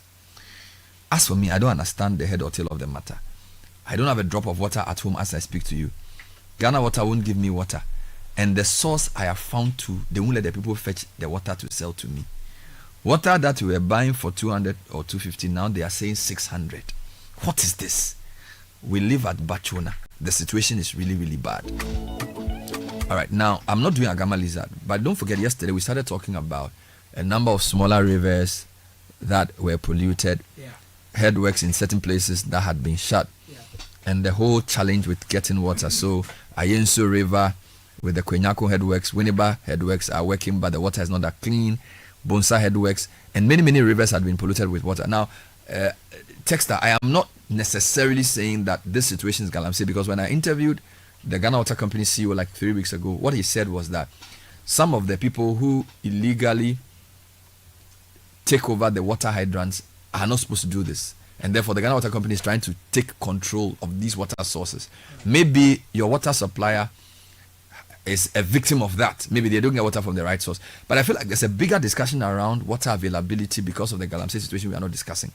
Second issue, the EPA CEO was called during the CSO meeting with the president to explain what can be done to reclaim or to restore polluted water. And she spoke about using chemicals and that they would need some 200,000 US as a pilot for the project. It led to a lot of debates. I called up Professor Chris Gordon, who's an environmental scientist, to just ask his view on this, because he's been sharing a lot of concerns about the effects of the cyanide and mercury on the earth, the air, the food, and the water we drink. So he's been concerned about this. So we did an interview late yesterday during the show. I'm sure a few of you missed this. I want to just bring that to you quickly before we attend to the issue of unpaid salaries. But here's Professor Gordon speaking to me yesterday. You debate on matters which are debatable, and this is not a debatable topic. You have to use the science. You have to use the science to justify whatever actions we as a nation are going to take. All things need to be tested, field trialed, and you take the best as appropriate. So this is not another talk shop that we should be doing. We should be actually working on the way forward in getting a real solution. I am not a fan of adding more chemicals to the nets we have, because yes, we may get a situation where, chemically speaking, we have decontaminated, and I prefer contaminate rather than dechemicalize, and remove the heavy metals and some of the other pollutants from the water. But it's not just getting water that is fit to drink. And even that itself, the methodology we need is debatable. In that, what should Ghana Water Company treat water using more chemicals and more what they call biologicals and things to get water of suitable standard? And who should pay for it? I think that we, the public, those people who are using the water, need to do that payment, because if our water bills go up by 600% as a result of the pollution caused by the Galamsey people, then I think we'll sit up.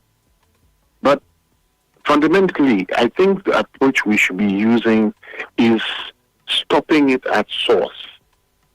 You know, it's like in the health sector, if you do preventive care, it's much, much cheaper, much more effective than doing emergency care or intensive care. So let's try and stop the source of the Galamsey. That is what drives people to do Galamsey. And it's poverty and greed. All right, now, based on what you know about some of the water bodies and their various levels of pollution, let's assume all Galamsey ended 31st December 2025. How long do you think it will take without any chemical intervention for us to? So my question is twofold. Is there a length of time it will take if the water is just left unpolluted? Is it possible that the water will regain its own natural state, or would have to still use some chemicals to bring it back to drinkable levels? Well, remember, for drinking water, we already use chemicals. Normally, they use ferrous ammonium sulfate, and even the people in the communities affected by polluted Galamsey water, they add ferrous ammonium sulfate, alum, to the water to get the sediment out. Now, remember, ferrous means iron, and the quantities of alum they're adding to some of these waters are themselves not something which we should write home about. And they use this to cook food and sell.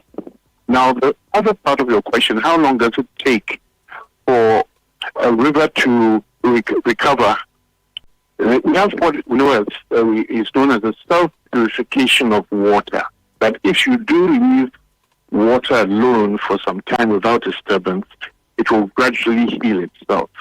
Unfortunately, because of the environmental degradation around the rivers and the water bodies, we are going to have a contamination from those degraded areas entering the water for a long time unless we fix it. And for me, I would always go by what they call nature-based solutions. We use a nature-based solution to solve the problem rather than adding more chemicals, which means you're going to have to buy and import And I'm not against non-green solutions, but we need to make sure that the non-green solution is not going to cause more problems for us in the future. Now, we just talked about drinking water and drinking water quality. But our rivers are more than just ecosystem, freshwater ecosystem, tied to the rivers and tied to the lakes and so forth, which have ecosystem benefits to us. So we have the fauna that we actually eat, the crabs, the fish, and so forth. But we also have things like dragonflies. A single dragonfly can eat up to 1,000 mosquitoes a day. That is pest control. So when you add, you remarked earlier on the program, what is the cost of galamsey? We don't know what the true cost of galamsey is on Ghana in terms of what we have to spend in terms of additional health care, the fact that we've lost a generation of school children who don't attend school. We have lost cocoa farms. We've lost maize production. We've lost so many things as a result of this that when you total it and balance it against the amount of gold that has been recovered, the balance is not in favor of gold. So Professor Gordon believes that we should go natural in terms of course, treating the water or allowing the water to regain its natural state, although the water we drink is already treated. So I'm sort of doing a so-called Agama lizard, right? Because I know that the more galamsey worsens, the worse this urban water situation is going to be. Because even without galamsey, the Ghana Water Company is not effective. Yeah. We discussed this, I think, 3 weeks ago. I interviewed Mutawakil. We're talking about hydrants and all of that. Now, it appears to me that this person in Bachona's situation is not isolated. Quite a number of people have complained that they've not had water in their town for weeks, and the people who supply them the water are now not able to get the water. Now, the question I have is it a sanitizing thing the water company is doing by saying you don't have right to fetch water here, therefore don't fetch the water? Or is it a lack of water generally that's causing the problem? The texter who sent me the original text appears to suggest that the water company is closing so-called illegal water sources. So like somebody will set up a pipe in his house to divert water and then be a main water distributor. If that's what the water company is doing, is good. But they should be able to provide tanker services to people who genuinely need the water. Or if they block the illegal water sources, then water should flow in people's houses. You get it? So you cannot stop the illegality and then make innocent people suffer. Because when I sit in my house at Bachona, I don't know where the guy gets the water from before he brings it to me. Do you understand? And you haven't certified. If you had a system of certification of water source, so that somebody has a stamp on their tank to say, if you see this green stamp, it means I spoke about regulation. You see, in Ghana, all we do is make announcements and laws. We don't enforce anything. I made this complaint last time. I think you were here with Samuel, and I said, and no serious country will allow people to sell water without proper regulation. This is where we are. So now the water company is clamping down on illegal water sources, and we even don't know which are the official places you can get water to supply. We are calling water company we cannot get through to them. So the message said, Bernard, I'm deeply worried. Look at this situation. My taps do not flow. I've reported to Ghana Water, sir. Nothing has been done. I've resorted to buying water every 2 weeks now. The water tanker people are saying Ghana Water has closed all the places they get water from because they say the water tankers are taking their customers. Me, I do not understand the head and tail of the matter. I don't have a drop of water at home. Ghana Water won't give me water. And the other source I have found too, you won't let the people fetch the water that we were buying for 200 cedis or 250, now they are saying 600. Here's another one. Daniel says, Bernard, I'm in the same situation with the person complaining about the water at Bachona. Now I do everything with sachet water. It's crazy for us. We need water.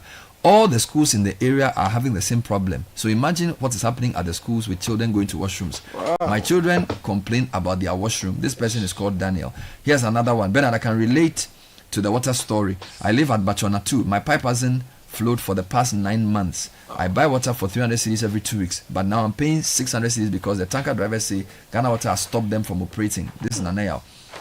Ghana Water, come and explain. If what you're doing is good, we'll support it. Yeah. But I am insisting that Ghana Water can be more effective in regulating water that's bought. All right, because for me, you cannot have an unregulated water selling business. You don't know where they get the water from, whether it's properly treated or not. You pour the water in your poly tank.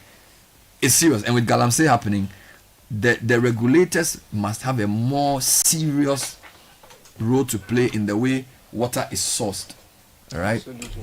We'll deal with this when we come back. There's a lot more.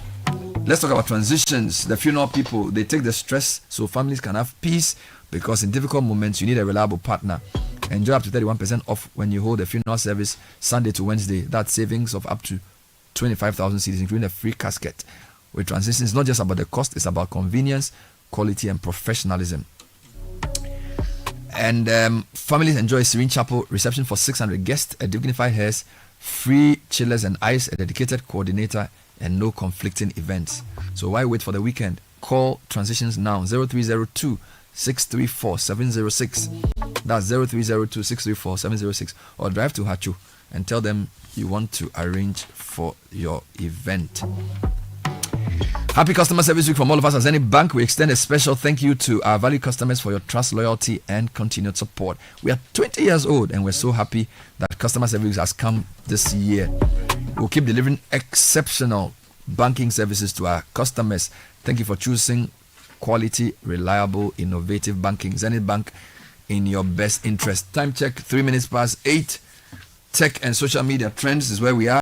Brought to us by Telecel and First Bank Ghana. First Bank Ghana is rewarding smart banking. Just use your mobile app, the First mobile app, or use *894# and you could stand a chance of winning a cool 500 Ghana cedis every single week. The more you use your First mobile app or *894#, the better your chances. If you're not a member of the family yet, initiate the process with the same platforms. First mobile app, *894# and you're good to go. If you have any questions, please call Fair Solutions at 0596 921 921. Okay.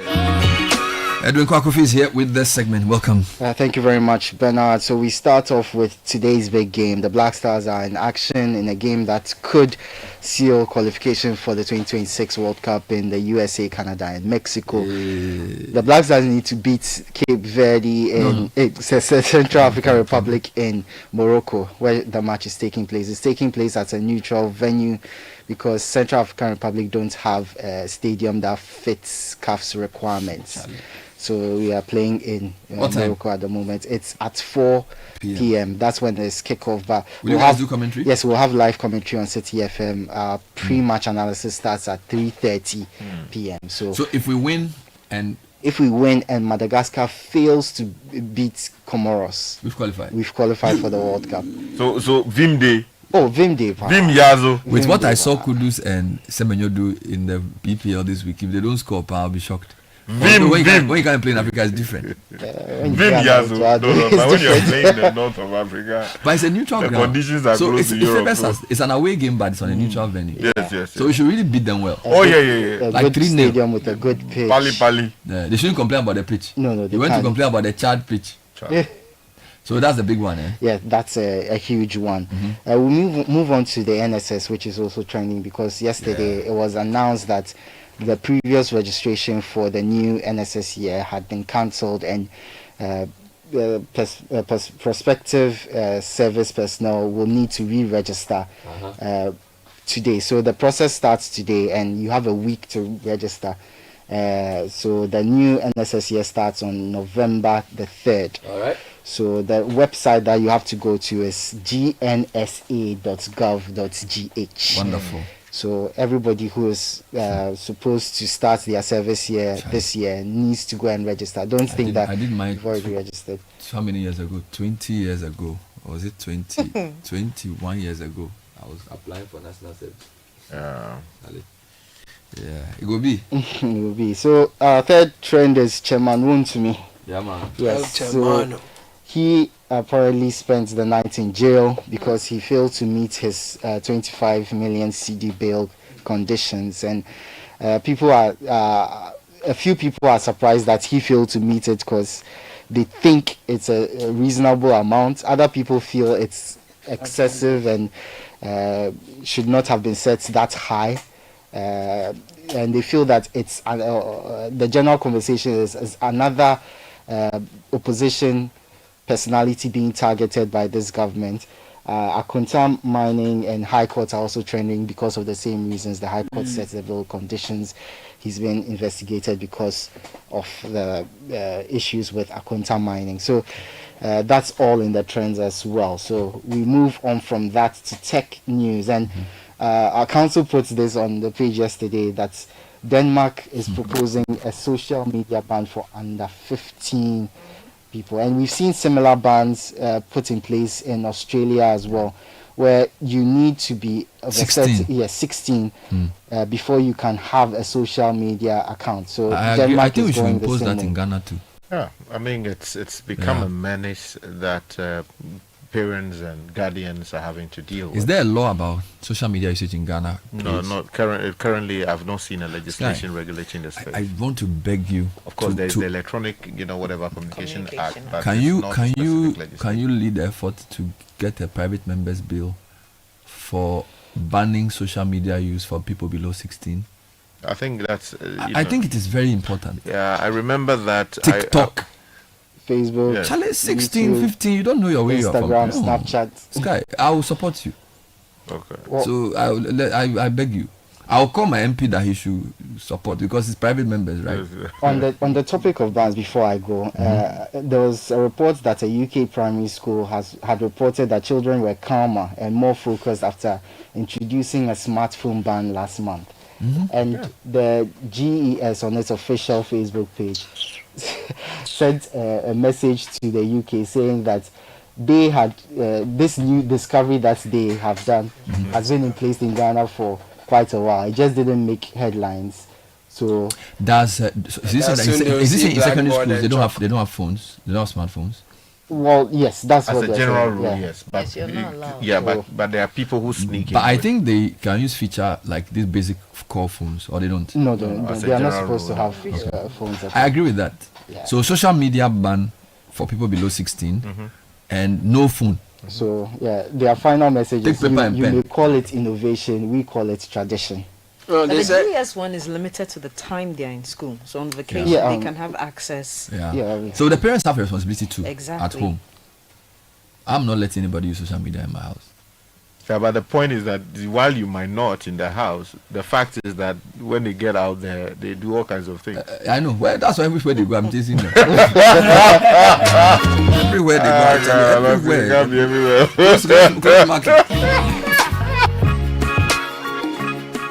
I send them, you get them.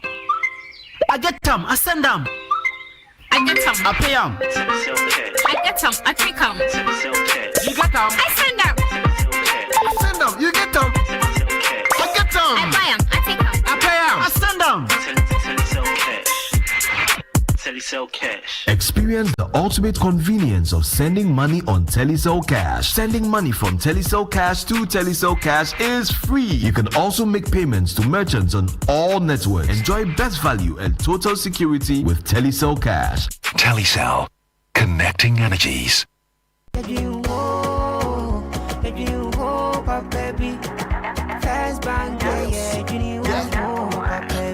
looking for a bank to rely on.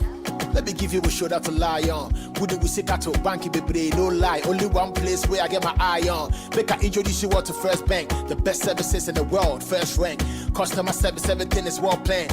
I make music, I travel, I sell land. They be my reserve tank. Cause every time I know my money's safe, universal banking ain't in me here on the date. I'm a busy person, me no need time to wait. Now I got to Spain, even when I'm in the States. My me blue shirt, they tell me office a chilly, but who cares? Cause I bank with the best, I'm lucky, I'm too blessed. When it comes to First Bank, it's too west, everything is you first. Nobody feed do I'm like us, do I'm like us. First Bank we treat you first, treat you first. Somebody see yeah. Think about you first, think about you first. You first, First Bank.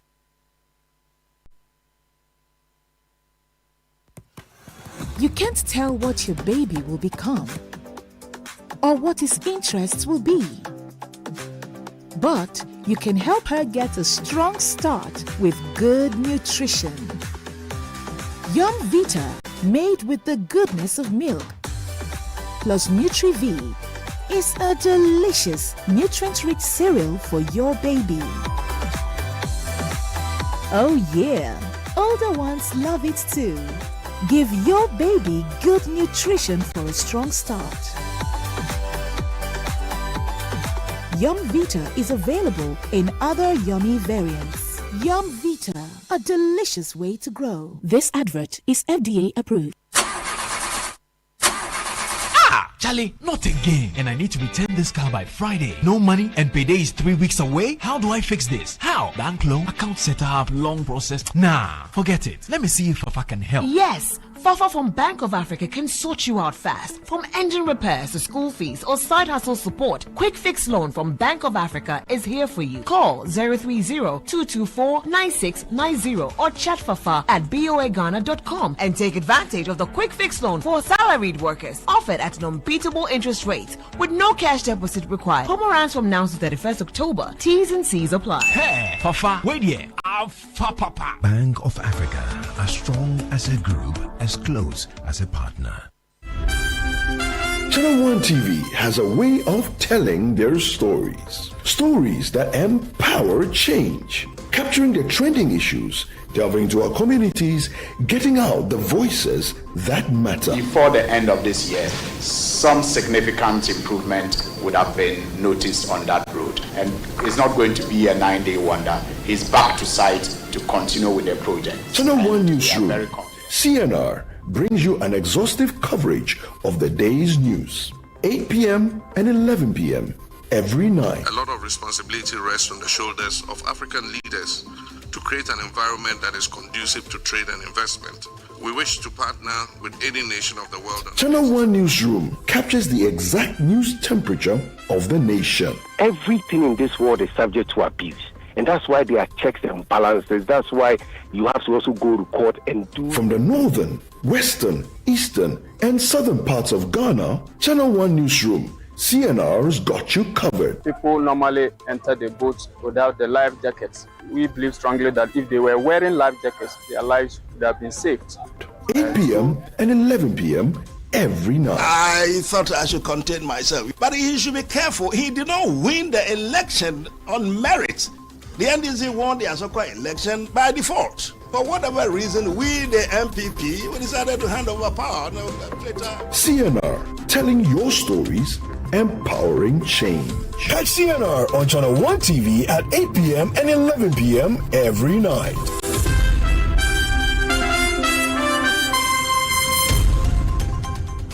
We asked Ghanaian business owners what they want from Old Mutual. I want insurance and pension solutions that will protect my employees. Your business growth is our business. For 180 years, we have partnered with businesses to protect and grow their most valuable assets. From tailored group life assurance protection to affordable pension plans, we've got your business and your employees covered. Contact your broker or call Old Mutual on 0509 551 609 today. Old Mutual, do great things every day.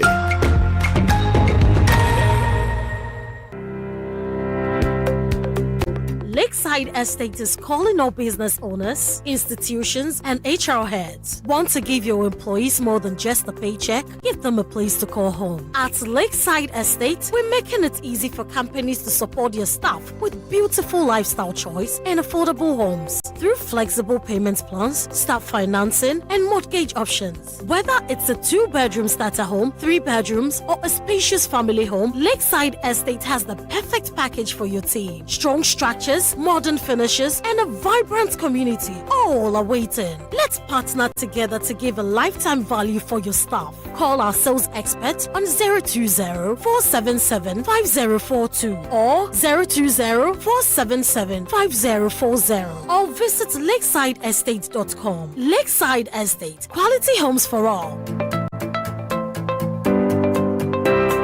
Welcome to Lifesaver Moments, brought to you by the Ghana Cooperative Credit Union Association.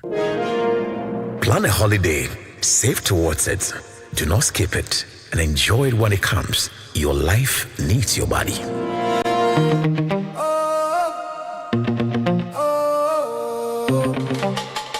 Nobody cushions you like your credit union. Nobody cushions you like your credit union. For 70 years and counting, we've been around. Nobody cushions you like your credit union. Nobody cushions you like your credit union. Whatever your needs for loans, investments, savings, and more, call 0302-220-299 or visit cua.org.gh for more information. You can also follow us on our social media handles. Cushions you like your credit union. Join the conversation on the City Breakfast Show on Facebook at facebook.com/City97.3, Twitter at twitter.com/City973, and Instagram at instagram.com/City973 with the hashtag CityCBS.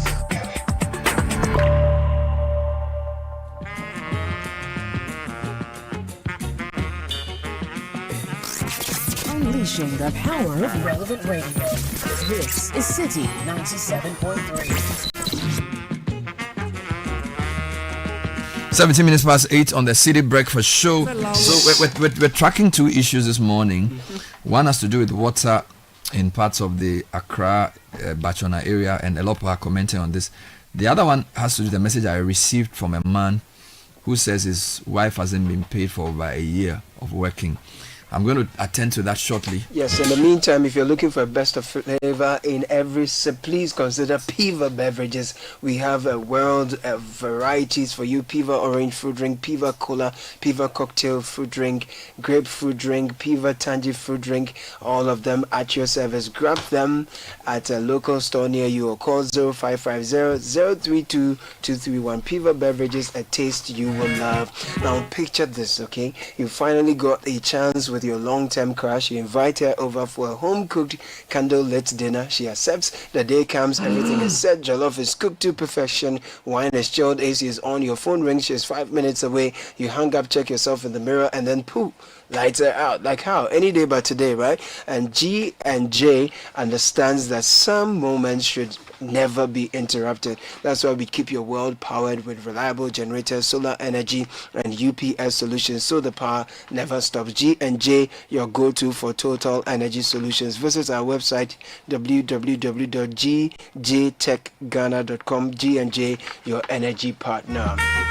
It's winning season again, and this time we are not just chasing wins, we're collecting them. The luckiest is back again, bigger and better, with chances to change your life.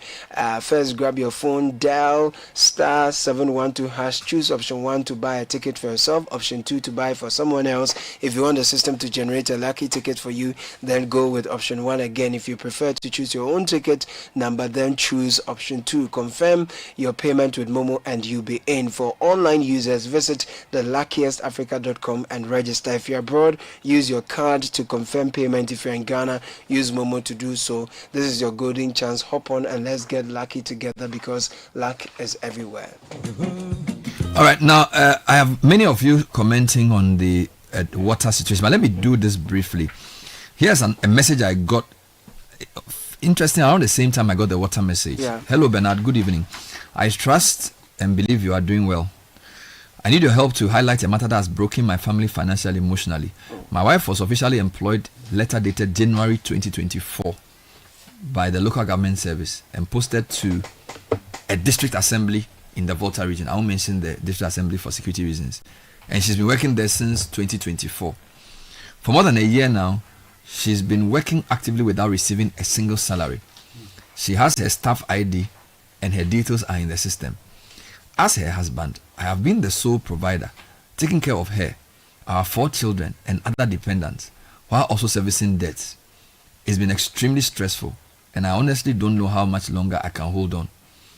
We have all the official documents, her appointment letter, assumption of duty form, and records of active service. Despite several follow-ups at the assembly, and even the head office, all we hear is they are waiting financial clearance and nothing has been done. Bernard, this isn't just our story. There are other workers in the same situation. It feels like a deliberate silence on the suffering of families who are only asking for what they rightfully deserve. I humbly ask if you can look into this and shed more light on it. I can share all the supporting documents at your request. Thank you for your time and for being a voice for the voiceless. This is from Mr. E. Mr. E. So I am not mentioning the name of the district assembly. I'm reliably informed that there are 3 ministries where people working have not been paid. Local government ministry, education ministry, and health ministry. So a lot of these arrears and these clearance matters cut across. Now, I am also told that the local government one, which I just read, is actually very small in number compared to the education and health one. So apparently, over 6,200 people within the health sector have worked for at least a year and have not been paid. In education, I'm told over 6,000 people have worked for a period and not been paid. The number for local government is about 300. Actually, yeah, about 230. So that's pretty small. Abdul Rashid Pepo is the Minister for Employment and Labor Relations. I think that's the name of the ministry, right? Yeah. He's also the Member of Parliament for WAS Central. He's on the line to answer questions on this. Honorable Minister, thanks for joining us. Good morning. Hello, good morning, Bernard. Yesterday was supposed to be World Day to celebrate fair work or something of that nature. And yet, close to 12,000 workers say they are unfairly being treated because they've worked, some for almost a year, some for over a year, and they've not been paid. What is your response to that, and what are you going to do about it? First of all, it's regrettable that this situation has occurred, and I do feel the pain that people go to work and at the end of the day do not earn what they deserve. But the issue is a culmination of events that took place in the last regime before the present regime took over. People had been engaged to work without due process. For you to work and be paid, you need to have clearance, financial clearance to show that there's money in the account and you are considered, there's consideration about your being employed, and then you can be paid through the process that we arrange. It didn't happen in this respect. In many of the instances, they have been employed, they have been asked to work, and they did not prepare to pay them. And we came into government, and the 3-month budget that was prepared and handed over to us did not also take into consideration the baggage they left for us. Bernard, 12,000 plus people were engaged at the time the last administration knew they were losing they had lost the elections. So where did they think that the money was going to come from? And there's a basket that contains everything. It didn't contain the effort to respond to the challenges of non-payment of these people. So we are taking it up very seriously. We're working on it. And I can assure the nurses and teachers who are caught up in this process that we are going to respond to them maybe before the end of the year. And it's going to be very soon. Okay. It's something we have been working on very, very hard on. So the background you gave about the previous government recruiting people when they knew they're losing, maybe that overshadows the specific details of the various groups. So let me give an example. I just read a text message from a guy whose partner has been working in the local government service or under local government service at a district. Her employment letter is dated January 2024, right? And she's been working since and has not been paid. Now, I don't think January 2024 is such a bad.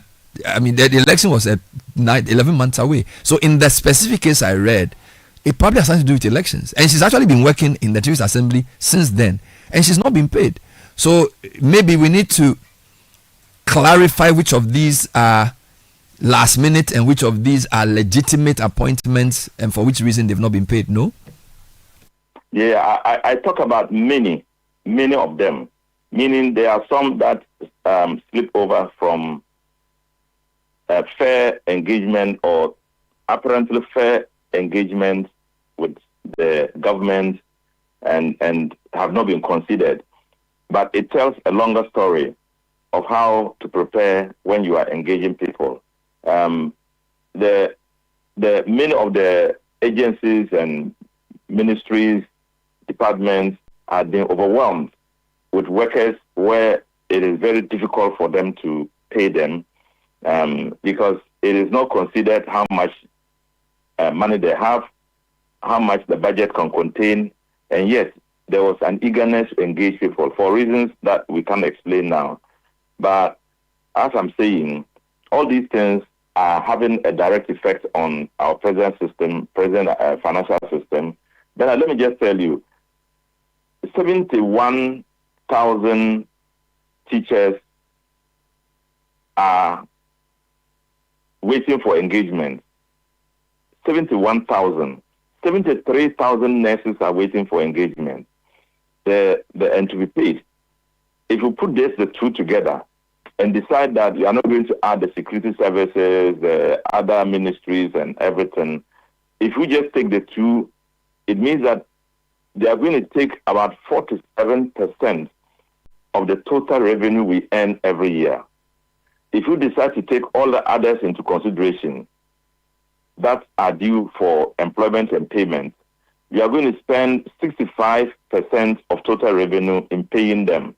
Now, 1 million workers, less than 1 million workers, will take more than half of total revenue and in the year. We are not talking about debt servicing, huge debt they have left for us that you have to service. 1 billion Ghana cedis you spend, more than a billion Ghana cedis you spend to keep electricity on, and etc., etc. So it's a terrible situation in terms of the work burden put on this government. But I can assure you, it is what we have asked for, and it is what the people have given us. And we are working very hard to make sure we address the problems fully, comprehensively, so we don't have these challenges occurring from next year. The last time we spoke on television, you said that some committee had been put in place to look through the recruitment to validate which ones were genuine and which ones were not. Has that work been done to then inform the solution? Yeah, we have taken a sample of all those who were left out. The committee had looked at them, and we found in most of the instances, people were given letters without going through the process, no interviews, no adverts for the job. They were just given letters to go and work. And in many of the places they are working, if you were to leave them there, they can't even pay them. So there are two things we are looking. The humanitarian aspect of it, okay, it is not their fault. Somebody has put them into it. So why don't we just allow them to go? And then the other aspect of it, which is literally the legal aspect of it, should we allow engagement of workers to be in this manner? Should there be any situation where we can try to correct the situation? So that's the dilemma we are in now. But the report is not supposed to be, it's supposed to be a teaser to understand the whole system and how we can avoid a situation where innocent people are being withdrawn from work when they should be there. And so if you realize, up to a point after the report had come out, they had stopped all kind of layoffs and all that, all anything that could have resulted in anybody being withdrawn from work. We have put a stop to it. It will not continue. The president doesn't want his administration to be clouded with who is to be working and who is not working and all that. He is insisting that he is working for Ghanaians, and we have to go on and do the right thing for everybody. Finally, we know that at least 12,000 people who were genuinely recruited had financial clearance, but their clearance expired because they were not put on the payroll. So of the numbers you mentioned, there are at least 12,000 who really have worked for at least 10 months who have not been paid. Now, can you confirm that the government has decided and agreed to pay them? If government has decided to pay them, what timelines are we working with for these 12,000 people? Well, government has decided to look deeply into their case and respond to make sure they are not laid off. They are working, and I already mentioned earlier that before the end of the year, they will be responded to. Their cases will be tackled comprehensively, and nobody is going to go saying they are not paid. It's been a tough time. It is not as if government doesn't want to respond to what they are is done. Remember, it has become the DNA of this party, the MPP party. When Kufuor was leaving, he signed this salary scheme on government. What do you call that? I've forgotten. He signed the scheme on us, and it took a very long time for the mills to respond to it. And now they are living, and they have again picked people all over the place, and it is something again we are responding to. So, but I hear you, but I just want to confirm. You are saying they will be paid before end of the year. Yeah. The 12,000, which includes about 6,000 teachers and another 6,000 nurses, they will be paid. Yes. But the finance minister has taken it up, has responded to it. I'm very confident that before long you'll be hearing I don't that. like before long. Yeah. I can't give specific dates. I can't say tomorrow or next tomorrow because these are financial issues, and I can tell you that at the meeting with him, he had taken it up. In fact, we've worked on it for a considerable while. Now we have come to a point where we can. So at least we agree. So he has agreed that he will pay. That agreement has been good. Yes, and why I'm not saying before long. Why I'm saying not before long is because it's not going to take a long time now. Even though I can't put a specific time. At a meeting, the last meeting we held, I realized that he took all of it into consideration, and he assured us that he's going to pay them. And this was the first time he did this assurance after calibrating the whole budgetary system, the amounts of money available and all that. So I know that it will work before the end of the year. But is the government broke? Is that the issue here? Oh, it's not about being broke now. No matter how much money you have, the burden put on the government to pay the huge debt. I'm sure you are aware of the debts we are paying, and the debt, the salary and wages in arrears that you have to pay, plus many other issues. So the much you get the money, but the money flows into other places. Now, but what is important about what we are doing is the capacity to do what we are doing. And that capacity alone will not make a government broke. If you don't know what you are doing, that's where you come to a point when you say you are broke. But because we know the way out, it is something we are working on. Difficult as it is, we will get to the end of it, the road. Thank you. So the Honourable Minister has assured that the decision to pay has been taken. The Finance Ministry has agreed for the money to be paid, but he cannot tell me the exact date. But he's saying that before end of year they will be paid. Can I work with that? Yes, I think we can work with that in principle, except that I take strong exception to the attempt by government to delay payment with the excuse that they have to make arrangement for it financially and all of that. I made the point here that look, people are struggling. I mean, which of the ministers, which of the MPs, which of the DCEs haven't been paid for the past 10 months and they are still happy about it? These are young men and women who have, in some cases, just left, their educational system. So now they are starting life. They are starting life, and they have bills to pay. Yeah. So this whole thing, we are looking for the money. While I respect the commitment being made to ensure that payment is done, I think that there should be greater urgency than we are seeing. It's interesting. This thing could have been resolved within a week because there is always some money there sitting in government coffers. So if you vary it appropriately, especially contingency, now that Parliament has not even opened. They should use the parliament money to pay them. That one is a different matter.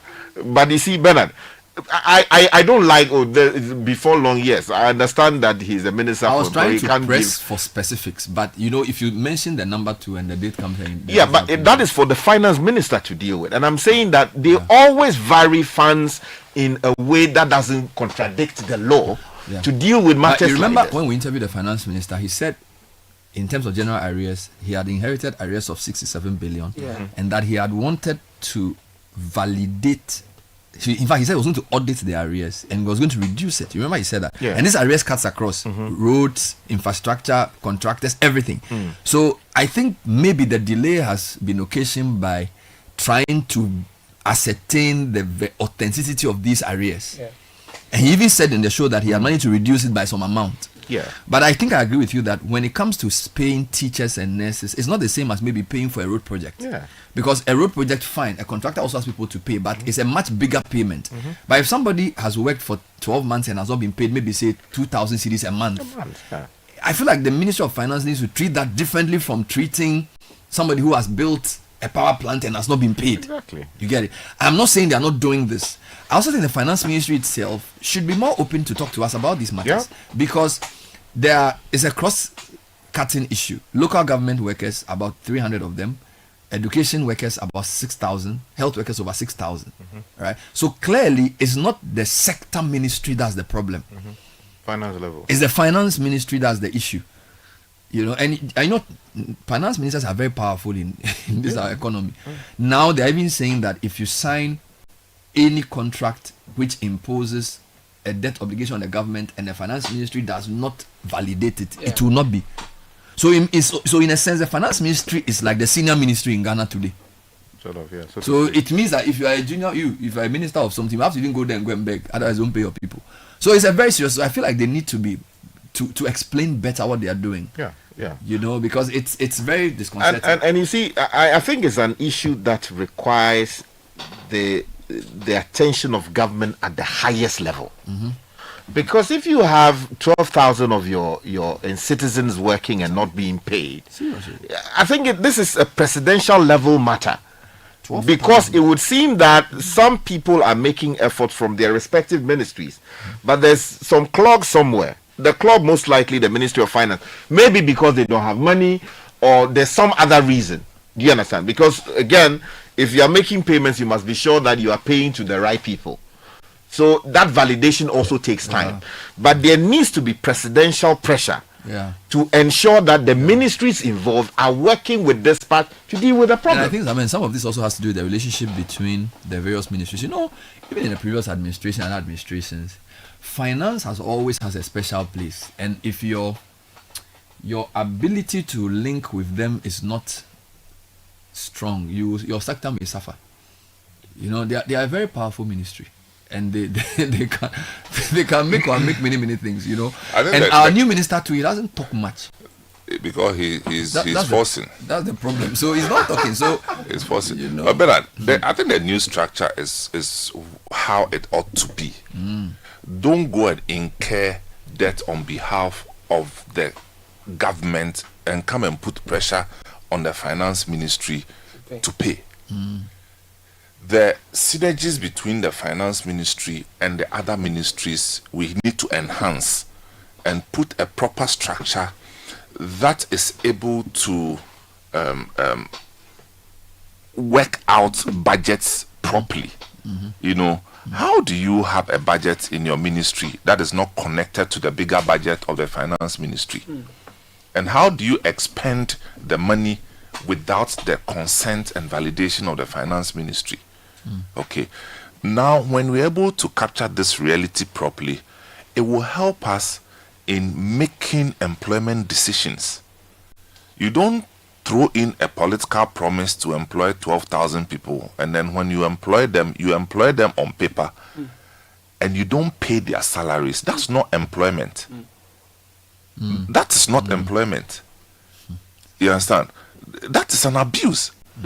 So, unless they are not qualified to be working, and indeed, everything shows that they are working.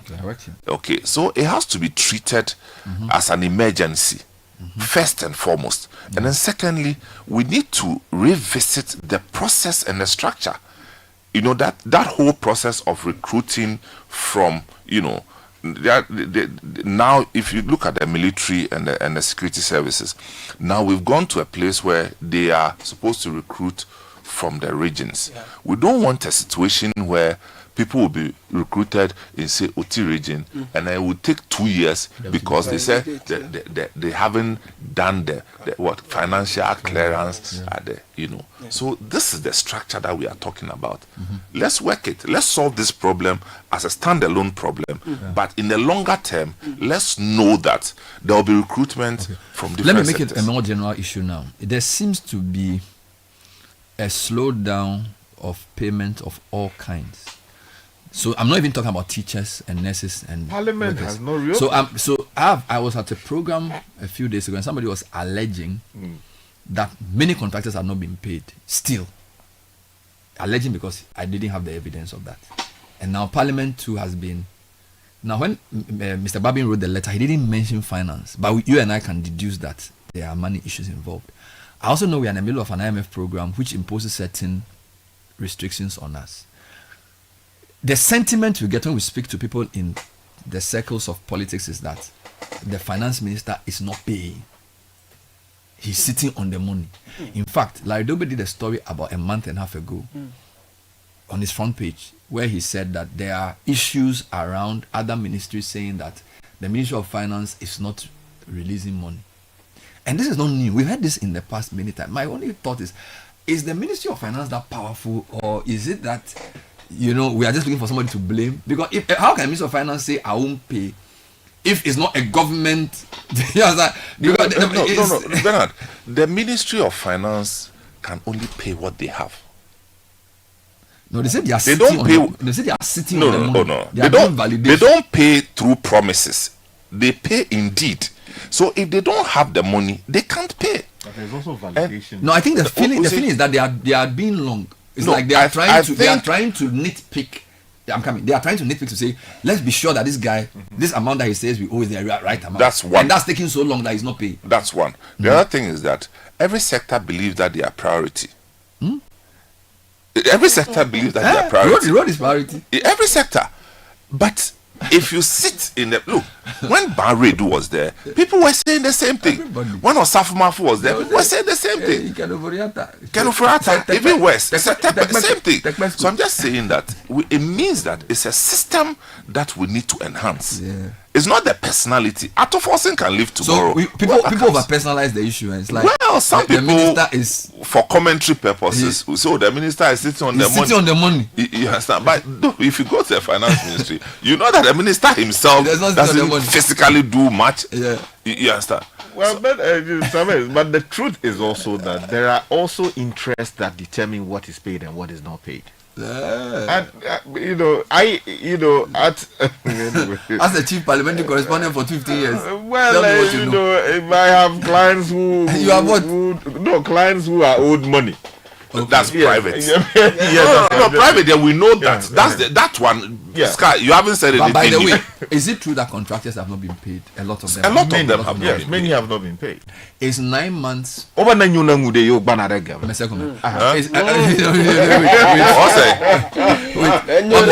Wait. The question is 9 months not enough for those validations to be done? Fine, you inherited 62 billion. You think maybe some are too much. So you put up a process to make sure that. But we are in November, we are in October.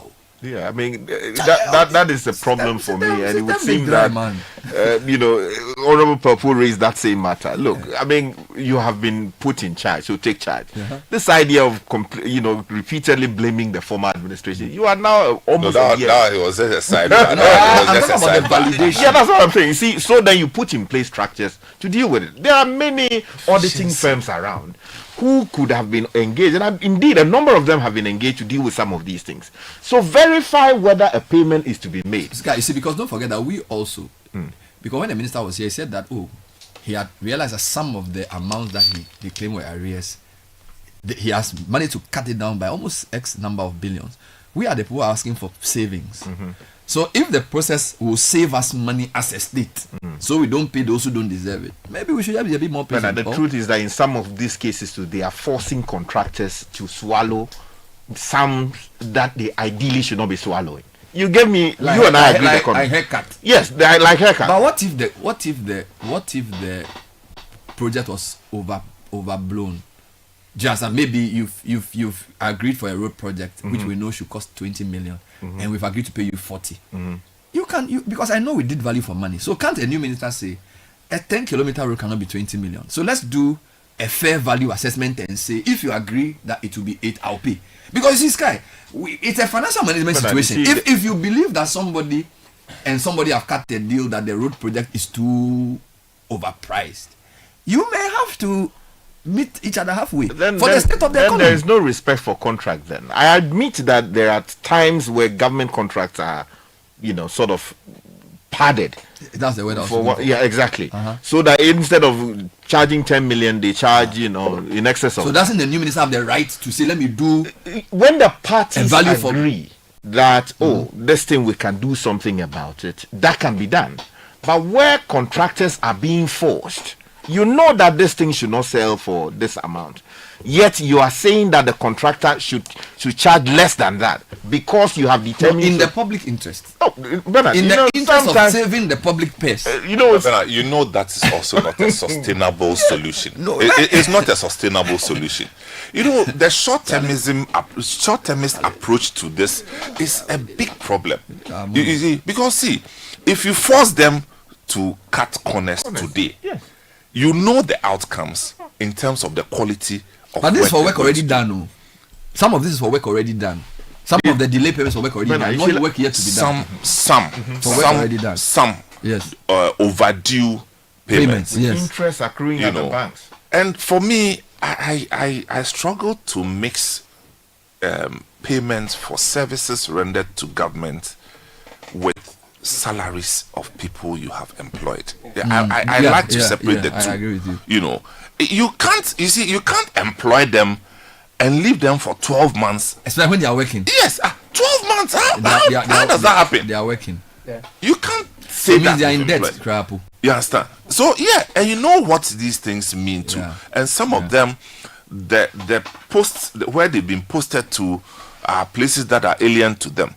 So you've been accommodation, and it's just bizarre. So once they are working, they should be paid. That's if you have to borrow the money to pay, you have to do it. I agree with that. The truth is also that we should call a spade a spade. There's a certain presumption, rightly or wrongly, that these guys are from the opposition camp, or majority of them. But Sky, and haven't some people been dismissed? Yes, some people. So dismiss them if you think that. No, some are like the guy who sent a message. Exactly. January 2024. Exactly. So you see, when that perception lingers, it influences the urgency or otherwise with which attempts are made to deal with the problem. In fact, and 12,000 people cannot be. That's the point I'm making. But in any event, they are Ghanaians. Yes. Over the weekend, a former MMDC, a former municipal chief executive called to say that, unlike the teachers and nurses who can hit the streets, they too are suffering. They've not been paid. The very last month in office, they were not paid, and their ex gratia too has not been paid. Some of them who don't have gainful employment, like they have farms or their own thing, they are doing, their lawyers, or they can go back to their professions. Many of them are really, really struggling. So I'm told that to draw the attention. Yeah, right. So apparently the ministries are three: local government, education, and health. But health and education, because the nurses are unionized and they are more. All right. So Sky, you've said we can work with what we have. The minister says the decision has been taken to pay. The date for the payment is not clear, but he says before end of year. We have just 2 months to go. So we will keep the issue on the front page for the nurses and the teachers, so that the government does not delay. But I want to go back to the water matter. Okay. Because when they are going to employ a new set of people, they should think through all these things. That you have a certain 12,000 you haven't paid. And so apparently, don't be promising people. There are so many, and the other thing, there are so many nurses who are ready to be recruited who have not been. Don't forget that in the previous admin, there were people who were picketing that they should be employed. Let me ask you: the people who were recently employed by this administration since they came into office, have you heard the people come out to complain that they have not been paid? I don't know. I don't know. Let's come back to the water. Anyway, let me read some comments on this. Mother side. Father side. Oh, Sky, stop. Can I just say that come in. as you brought in the statement from the TUC about yesterday being World Decent Work Day, I was pointing out to something that caught my attention from the statement, that at the barest minimum, salaries and wages should go through for workers. Yes. And that even the definition of decent pay suggests that paying the workers is low-hanging fruit. Okay. So I feel that first is disappointing that 10 months or more people have worked for the state, and because of bureaucracies and vague promises, they cannot get money in their pockets. We've talked severally about this, even on Monday and I think last Friday. You're reducing their economic strength as people who are starting life because they don't have any money. How they are surviving, we all don't know. I think I'll reiterate Sky's point that the money must be found. This must be treated as an emergency, so that the basics where people will sleep. Let's separate salaries eat. from those other areas. Let me read 2 comments on this. Good morning, team. I am Emmanuel Ado, a teacher in the government sector. First of all, I wish to commend you for the good work you are doing. Some teachers, including me, have been at post since 2017 without vacation, since our school runs double track. We've been treated as if we created a mess and we have to solve it. This has put serious stress on teachers, and some are pretending to be working now since no one seems to be listening or doing anything about it. Thank you very much. I'll be on standby for further explanation. I think he's saying that those who work in the double track system, I think there was a time some of them were asking for compensation because you teach math and you are the only math teacher. So you teach the first track, the next track comes, you don't go on break, you teach again, you mark double. They were asking for some money, but that hasn't been done. Here's another one. It says, Bernard, the thing about appointment dates is that they are backdated all the time. I work in the system. Both parties are guilty of this. Okay. Good morning. My wife was employed at the GES as a teacher in 2016 after she completed training college. Since then, she has not been paid a full salary. She is still on teacher trainee rank. All efforts to get these improved have been unsuccessful. Joe sent that from Elmina. Yes, it's true, Bernard. I'm also under a project for the Ministry of Local Government, and for months now, there's been no pay. Kwesi sent that from Butche. The net is not safe. Dear Bernard, the issue of politicians always saying we inherited from previous government recruitment, blah, blah, blah, when there was no budget, has to stop. Ghanaians have been taken for granted for far too long, and it's about time they stopped before we start unleash anger on them. When a government comes in and starts to employ the government staffers, such as the number of ministers they will have, do the previous government leave budget for the incoming government staffers? I guess the answer is no. Yet they managed to find a budget to pay all these people. They should find money and pay the people. Could you send that from us? All right, let's come to the water matter because it's running concurrently. So as I said, there are 2 comments we got this morning. The first one has to do with some people who say they have never had water in their taps within Bachona areas, and they were buying water for 200 to 300 cedis. And for the past few weeks, the water they are even buying, they are not getting, and the tankers have increased their rates to 600. That's double. And the tankers are saying that the Ghana Water Company is clamping down on the sources. Now, the question of the source. So, is it that the tankers were getting water from illegal sources? By that I mean, somebody has diverted a tank and his house is a water supply point. And remember when we spoke to Mutawakil, he said they were going to deal with those issues. So could these people in Bachona be suffering from a genuine work the water company is doing? Because why should somebody have a water distribution house? Yes, and you and I know that if you go to Medina, you go to different parts of town, there are houses that people go to fetch water. Why do they have water and other people don't? Because the water is supposed to go to everybody's house. Okay, so now in Ghana Water Company doing that, maybe they have inconvenienced people who depend on these guys. But maybe we should allow the water company to do it. I want to be a devil's advocate here, right? If on the basis of the Mutawakil interview, they are saying that people who illegally sell water to tankers have to be clamped down on, then so be it. Now, if customers can't get the water, we may sympathize with them, but can we say that Ghana Water Company should stop? I think this is the dilemma I face now. Yeah, but have they issued a statement to say that following our interview. Oh, not necessarily our interview. They say something they've been doing. Yes. So you see, anything like this that impacts the living conditions of people, one would expect that a public-facing utility like the Ghana Water Company Limited would issue a statement that would become available to all of us, or there will be some engagement with the media, so that the message is sent home that between this period and that period, this is the exercise we are doing, right? And we are doing it having in mind the fact that it is likely to impact people who hitherto were relying on the services of these recalcitrant people. In the meantime, we are putting in place measures to ensure that those people are not impacted adversely. These are the measures. Between Friday and Saturday, the people, tanker services, sanctioned by the Ghana Water Company Limited, will be in Bachona to do A, B, C, and D. We should not be left to be guessing or doing guesswork as to what may or may not be the reason why the people don't have water in Bachona. Because as we speak, we'll be speculating as to whether it is flowing from that interview, or it is a result of the Galamsey crisis, or is something else. The Ghana Water Company Limited has a communications department, and I know that historically we have called them from since the Galamsey thing became some way, when you call them, they don't want to pick. Sometimes I'm not lying to you. The Galamsey matter has become some way. Yesterday we try, we call. Meanwhile, these people sometimes when you call, you just get them easy now. Be like the Galamsey is, I don't know. It's like I wanted to even ask them about the Winneba headwaves, because when Kweku David Citi did the Ayensu thing. He revealed something interesting. The same water that feeds Kwenyako feeds Winneba. And he said basically the water was the same color.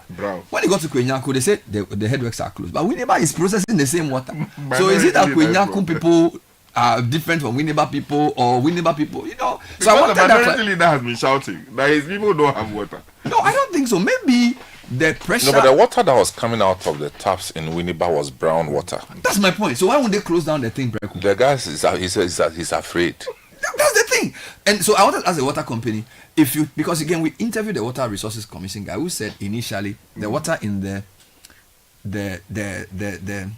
upper parts of the Ayensu was around 700 MTU. But by the time they went, the week the Kwenyako headworks was closed, it had gotten to 9,000. You mean 9,000 or 7,000 or 9,000? 700. So for water to be drunk, water must be below 5 MTU in turbidity. Okay. So usually when they process the water, it comes down to 543. So the 700 was bad enough. The week they decided to close it, it had gotten to 9,000. That's crazy. Now, if something is 9,000 at Kwenyako, you can't tell me that it is any better at Winneba. Most likely. I don't know that place. Winneba and Kwenyako, is it that long? No, not at all. Well, the channel passes through different, But it's I mean at Obrachre, where it crosses the Swedru Winneba Road. Somehow the color has started changing back to its original. So yes, that's true. I was there on Monday. The color at Obrachre has started changing back to its original color. So it suggests that something has happened, as they said, at the Ayenswano place. Even the color in Kwenyako is getting better. Hold on. So Ayenswano is the source of the Ayensu? No, it passes through Ayenswano. Charlie, I've been listening to the name Ayenswano for like 30 years. I didn't know that it was related to the Ayensu River. Yes.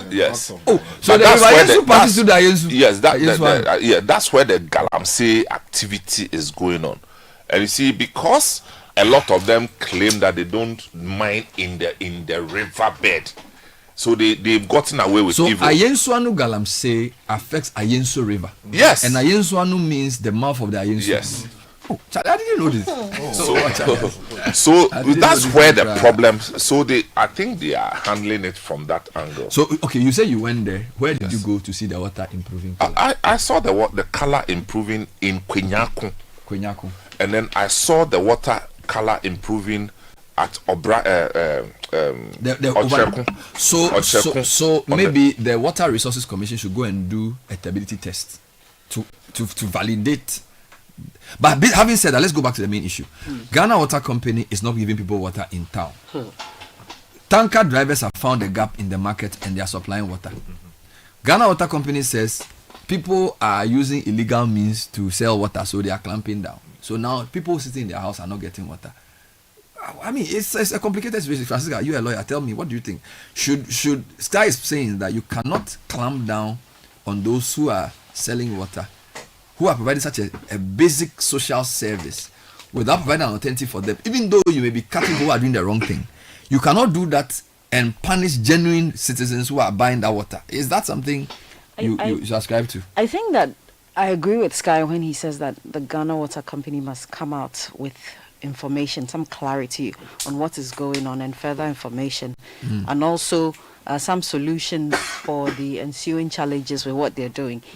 The reasonable expectation for me is that the plan to clamp down on the illegal activities involving water would have been done with an alternative as to the solution for that will replace the said illegality. So if the water tankers are getting water from a source that they are not supposed to, in clamping them down, then their plan should have anticipated that people will suffer because people depended on that, irrespective of the fact that it was an illegality.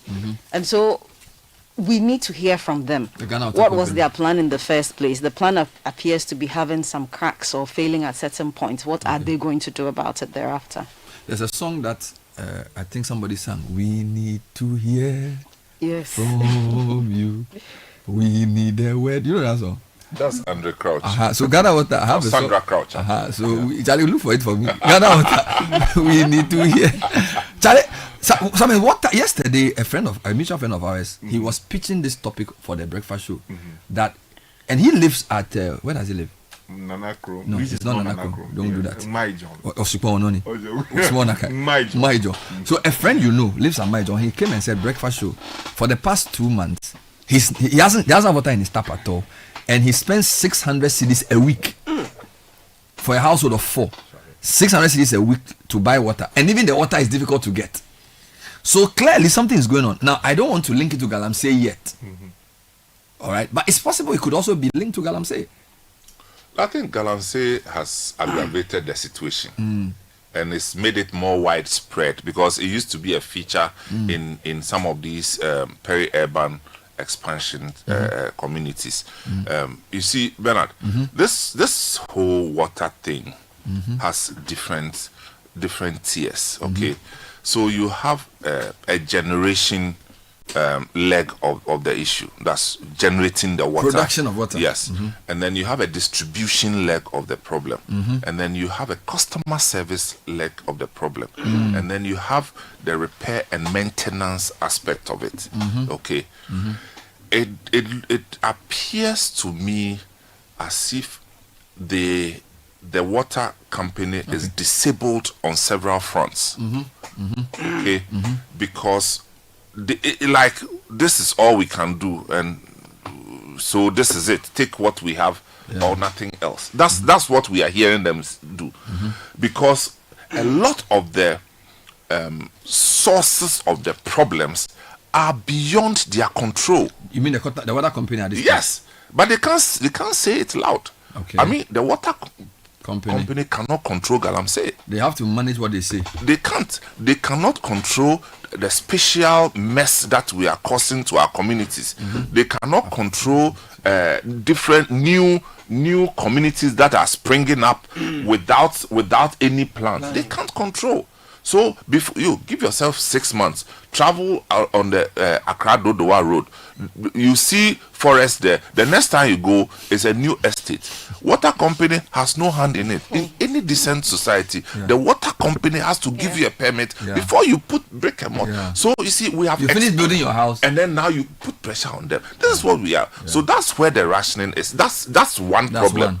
The other thing is that we are seeing the devastating nature of the Galamsey. Yes, sir. The real source of the generation has been compromised. So why should we sit in Accra and think that it's not going to come with all these attendant problems? It's come a bit early. No, because this problem has been there for the past God knows how many years. It was only a matter of time.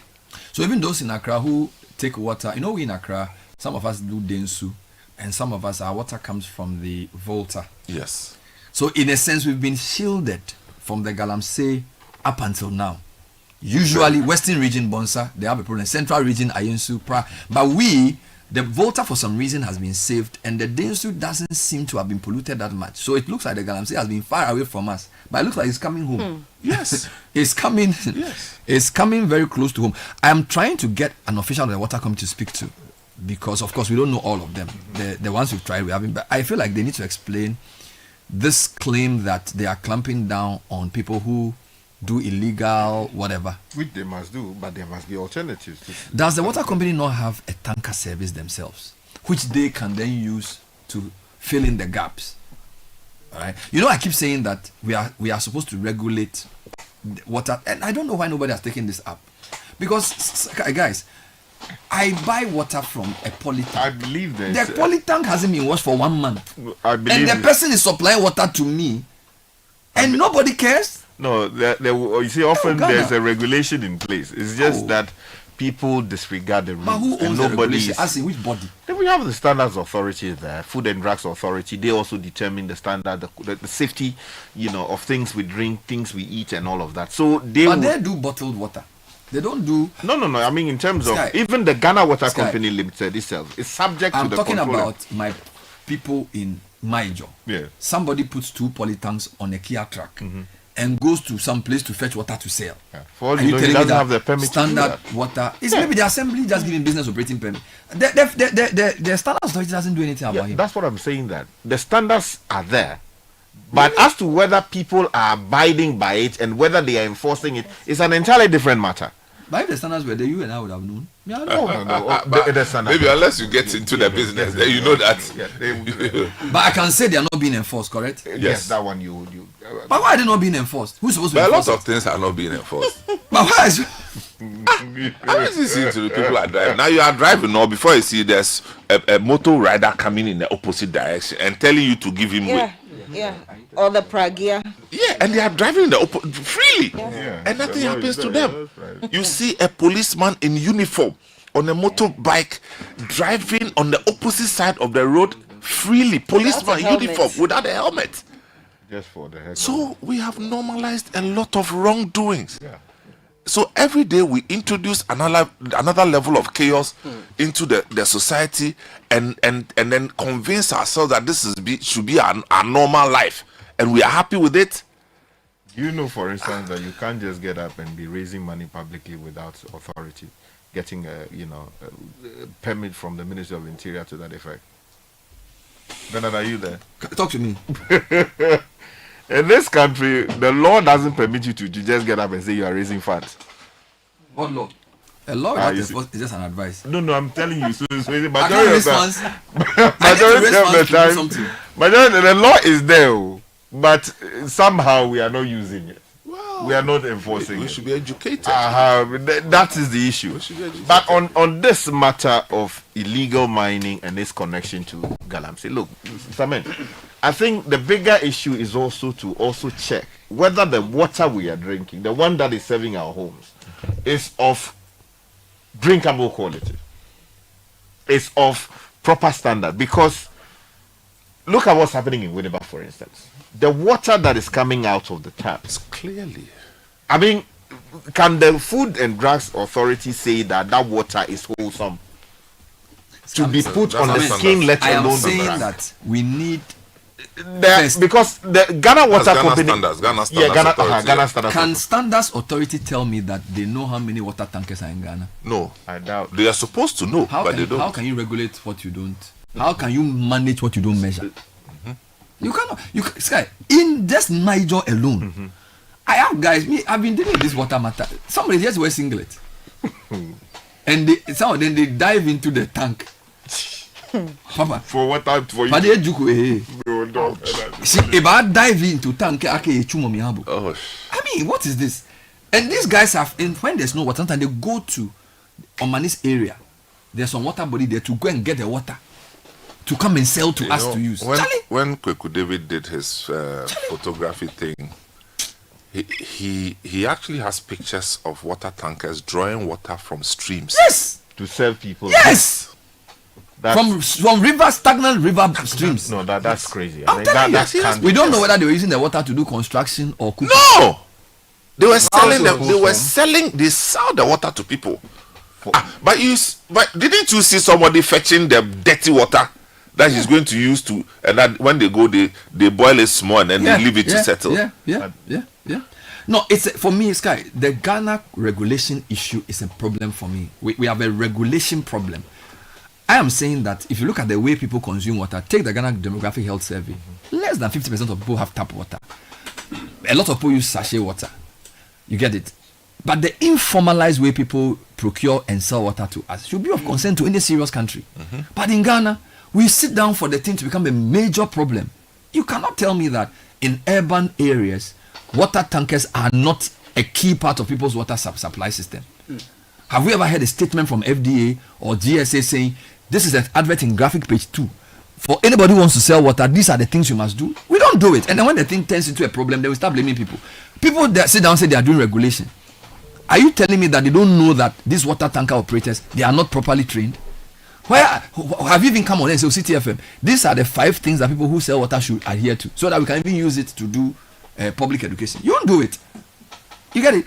People don't want to do their work, but they have the post. When you go there, you want to do something, they don't even mind you. They sit there with their big posts. They are not doing anything. You can't tell me. What are you telling me that you don't know that you have to regulate people who sell water? We have to get serious in this country. I'm going to go back to finance ministry because we may be able to get some more insight on the arrears. So just stay with me. Today I'm doing merry-go. I'm doing serious merry-go-round. So Caleb, help me with some. We haven't left the water yet. No, we are doing water and money. Yeah, so stay with me, people. While we are at it, Stanbic Bank says you've been planning and waiting for the right time to make your move. Well, Stanbic Bank rates have dropped and this is the time. Take those bold steps to fund your dreams with a Stanbic personal loan, vehicle loan, consumer finance, solar loan, home loan or credit card. Be unstoppable with Stanbic Bank. Visit stanbicbank.com.ga to get started. Stanbic Bank.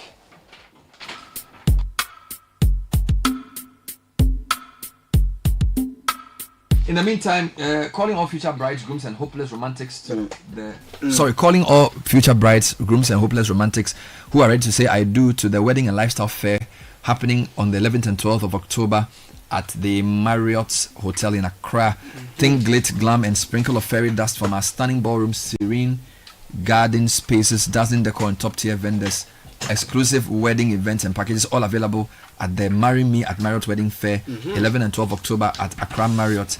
Wonderful hospitality always. What was the word? Hopeless? Did you say hopeless? Hopeless romantics. Now let's talk about Twisco. Kickstart your day with the irresistible chocolatey goodness of Twisco, enriched with Enefort, a combination of energy boosting vitamins and minerals including B, C, D, and iron. At just 2 Ghana cedis, you can treat yourself and your little ones to rich, delightful chocolatey taste of Twisco and power that dream. Simply mix with water, add milk, stir, and enjoy. So why wait? Head to your nearest store and grab your Twisco 20-gram sachet.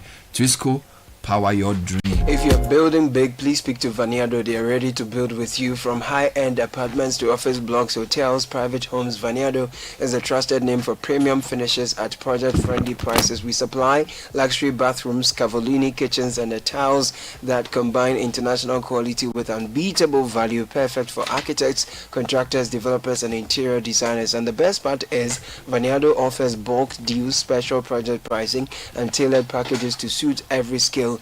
We don't just supply, we partner with you to deliver excellence on time and on budget. Visit Vaniado showroom on Ring Road opposite Laboni Junction or call 055 000 0031 or 024 438 0293. Speak with our project team. Vaniado, powering bold projects. Let's speak to the Deputy Minister of Finance who is also the Member of Parliament for Eswojaman, Honorable Thomas Nyaku Ampim, for the latest on the clearance arrears issues. Of course, we've spoken to the Minister for Labour, but this is more finance now, so we're hoping to get more information. Honorable Nyaku Ampim, thanks for joining us on the show. Can you confirm if the figure of people who have worked and not been paid is 12,000 or thereabouts as a starting point for this conversation? That is true. We have we have some 237 workers from the local government sector who were recruited without financial clearance. In fact, in 2023, I'm getting some feedback. I don't know if it's mine. In 2023, the Ministry of Local Government was issued financial clearance to recruit 300 people, and they went ahead to recruit 537 of them. So the 300 were put on the payroll. The 237 staff who were recruited without clearance never got their names on the payroll, but they've been working and they have to be paid. There were also 5 legal professionals who were recruited for the then Ministry of Chieftaincy and Religious Affairs. They have also not been paid. But this is just the tip of the iceberg. When you go to the health sector, they were given financial clearance to recruit some 15,200 people. They did. They recruited, I think, 13,500 and placed some 7,000 plus on the payroll. And 6,261 of them were not processed. And so they were duly recruited with financial clearance, which expired at the end of the year 2024. And that number is pending.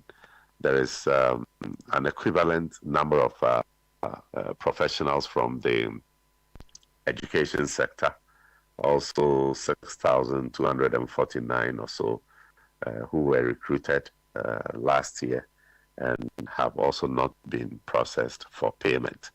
And these are the people who have been demonstrating. In fact, I've received 2 petitions on behalf of my boss from the health and the education workers who have been working and have not received payment. And so the 12,000 plus you quoted is accurate. That is the immediate challenge that we have. But the problem is larger than that. If you look at the health sector, every year from 2019 to date, they produce health professionals of about 26,000. And out of that, only about 13,000 or so are recruited on annual basis. And so since 2019 to date, we have a backlog of about 74,000 unemployed health professionals that are waiting to be recruited. And then in the education sector too, a similar challenge. Annually, those who graduate from our colleges of education and those who do education and licensure and all that, about 35,000 professionals. And annually, over the years, from 2019 to today, we've been recruiting about 21,000 of them every year. So there is always about 14,000 of them who are not employed. Cumulatively, we have a backlog of about 71,000 unemployed education professionals. So these ones have not been employed. The 12,000 plus that I mentioned, they have been employed and are working and have not been paid. So that is okay. If we put the 74,000 professionals from the health sector onto the payroll, we need additional 6 billion cedis annually to be able to absorb that, and another 6 billion for the education sector. This is the backlog of professionals who have not been employed. But that is one leg of the problem. The immediate one is the 12,000 plus who are working without salaries. And, so has your ministry agreed in principle to pay the 12,000? And if you have, when are you going to pay them? Of course, we cannot disagree to pay them.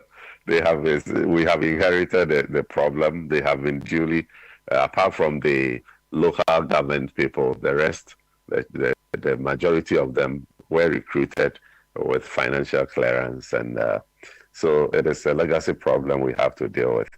I am currently in Abuja. I know that yesterday my boss was in cabinet to make a presentation to cabinet, and by close of day today, the cabinet decision paper will come out, and he will announce to all of them what steps we are going to take. So there is good news. When the demonstrators came, I told them that Dr. Atuforsen is working on it. I recall when I went to receive the petition, they were chanting, "We want Ato, we want Ato." The assurance is that Ato is working with His Excellency the President, and I'm sure by close of day today or within the week, they will hear some. Okay. These salary arrears, Minister, these salary arrears, I'm sure, are very small compared to the general size of arrears you receive. When Minister was on this show earlier in the year, he said over 64 billion cedis in arrears had been inherited, and that he was trying to audit and validate them. Are you able to tell me the overall pot of government arrears and whether you have made any progress in reducing the amount? And number two, have you made any substantial payments? Because beyond the teachers, we also know that contractors and other people have been complaining that they've not been paid and the rest of it. So any thoughts around the overall arrears and whether government is dealing with those matters too? Government is dealing with the arrears. In fact, one of the things that Minister sent to Cabinet yesterday was the audited arrears. We commissioned the audit service and the top accounting firms to audit the stock of arrears that we inherited, and that work is done. So Minister went to brief Cabinet on it. We have made some significant savings from the audit because I think about 13 billion of the arrears has been disallowed, and so that is some savings, and details of these I'm sure will be presented to all of you later on. You recall that we made provision of some 13 plus billion in the 2025 budget to pay part of the arrears of about 67 billion that we inherited. We cannot pay all the arrears in 1 year, and so the idea is that we are going to spread it and pay over the medium term, over the next 4 years. 13 point something, I think 13.7 billion or so was provisioned for in this year's budget. We have started processing the arrears for payment, and we are strictly paying those that have been validated for payment by the auditors. There are some that are pending.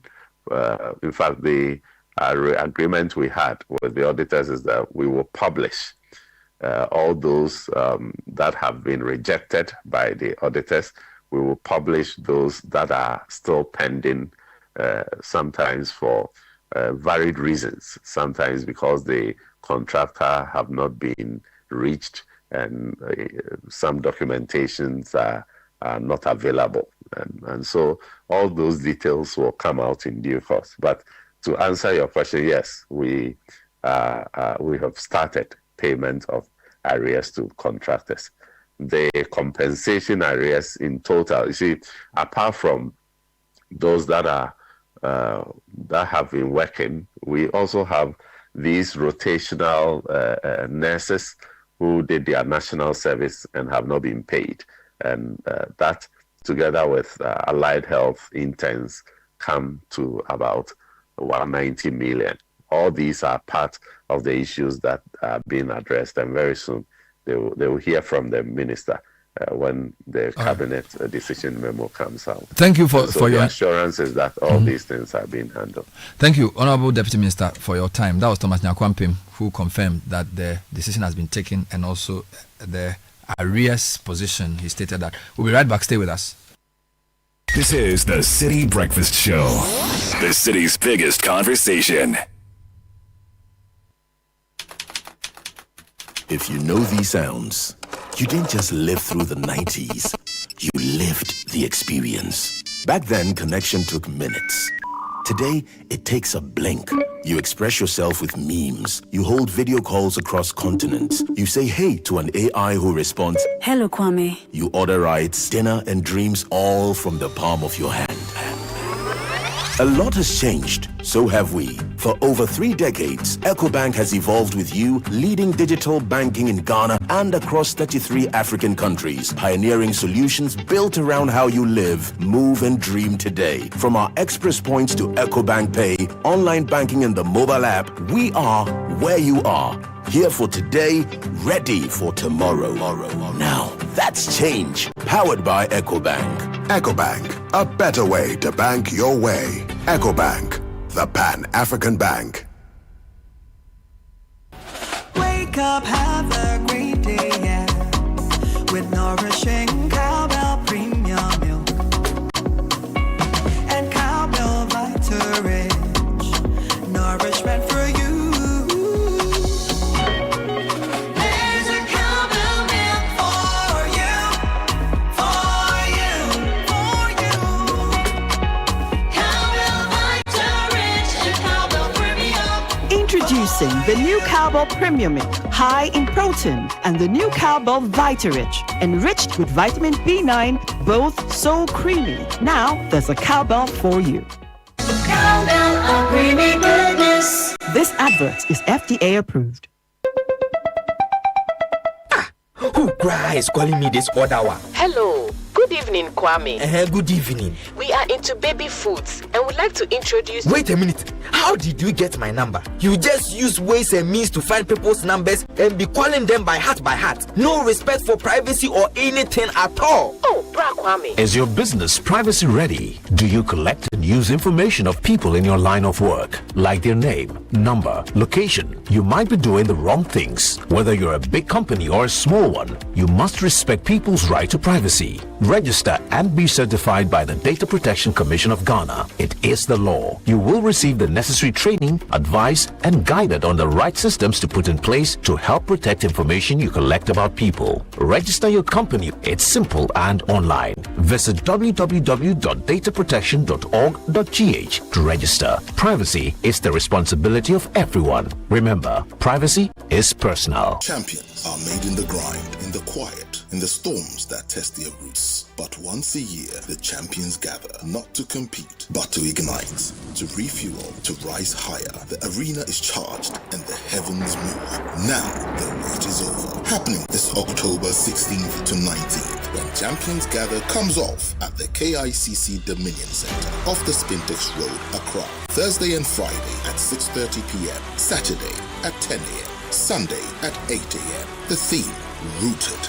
Come and experience the dynamic and powerful ministry of Pastor Matthew Ashimolowo, Reverend Steve Mensah. Got teens and kids? We've got them covered. There will be homework support, PJ movie night, and Super Sunday fun. Free transport from Coca-Cola Roundabout when Champions Gather 2025. Thursday, 16th October to Sunday, 19th October. Be there. Come with your family. Be rooted. Be unstoppable. Be fruitful. Have you imagined buying a house on an interest-free plan and getting a car for free? Well, Afro Arab Properties, best known for building the most affordable quality homes, has hit another milestone of rewards. Are you looking for your dream home today? Afro Arab Properties will definitely show the way. These homes are in 1, 2, 3, and 4-bedroom options located at Manet Spintex, East Legon Hills, Santor, Ashalibotre, Tema Community 25, Old Ningo, Amasaman, Apollonia, and more. Even better, you have a 5-year payment plan without interest. And the big one, purchase a home from some Afro Arab Properties projects and get an electric car for free. Yes, an electric car that can go 300 kilometers on a full charge. So don't miss this big offer from Afro Arab Properties. Just call 055-175-3231 or 0244-109-133. Terms and conditions apply. Afro Arab Properties. At Afro Arab, everyone can buy a house. First impressions matter. Make yours unforgettable with the irresistible scent of Princess Body Mist and Roll-On. Designed for every lady who wants to leave a lasting impression wherever she goes. And for our gentlemen, there is Style Up Perfume and Roll-On. Elevate your presence with a confident, masculine fragrance that keeps you dry and fresh all day. Because your fragrance should speak before you do, use Princess Body Mist and Roll-On and Style Up Perfume and Roll-On. Your daily essentials for smelling good from dawn till dusk. Princess and Style Up. Smell good and feel great together. The GC brand. It's all about you. This advert is FDA approved. Hot Jobs. Tired of HR headaches? Simplify your business with Hot Jobs Africa. As your one-stop HR shop, we handle recruitment, labor outsourcing, expatriate management, consultancy services, and corporate trainings. Plus, we offer staff basing and 100% staff support to boost productivity. Don't let HR hassles hold you back. Contact Hot Jobs Africa today. Call us on 030-3980-362. WhatsApp us on 020-433-6004 or email info@hotjobsafrica.org. Visit our website www.hotjobsafrica.org. Hot Jobs Africa. Think HR, think Hot Jobs. Hot Jobs. This is the Citi Breakfast Show, the city's biggest conversation.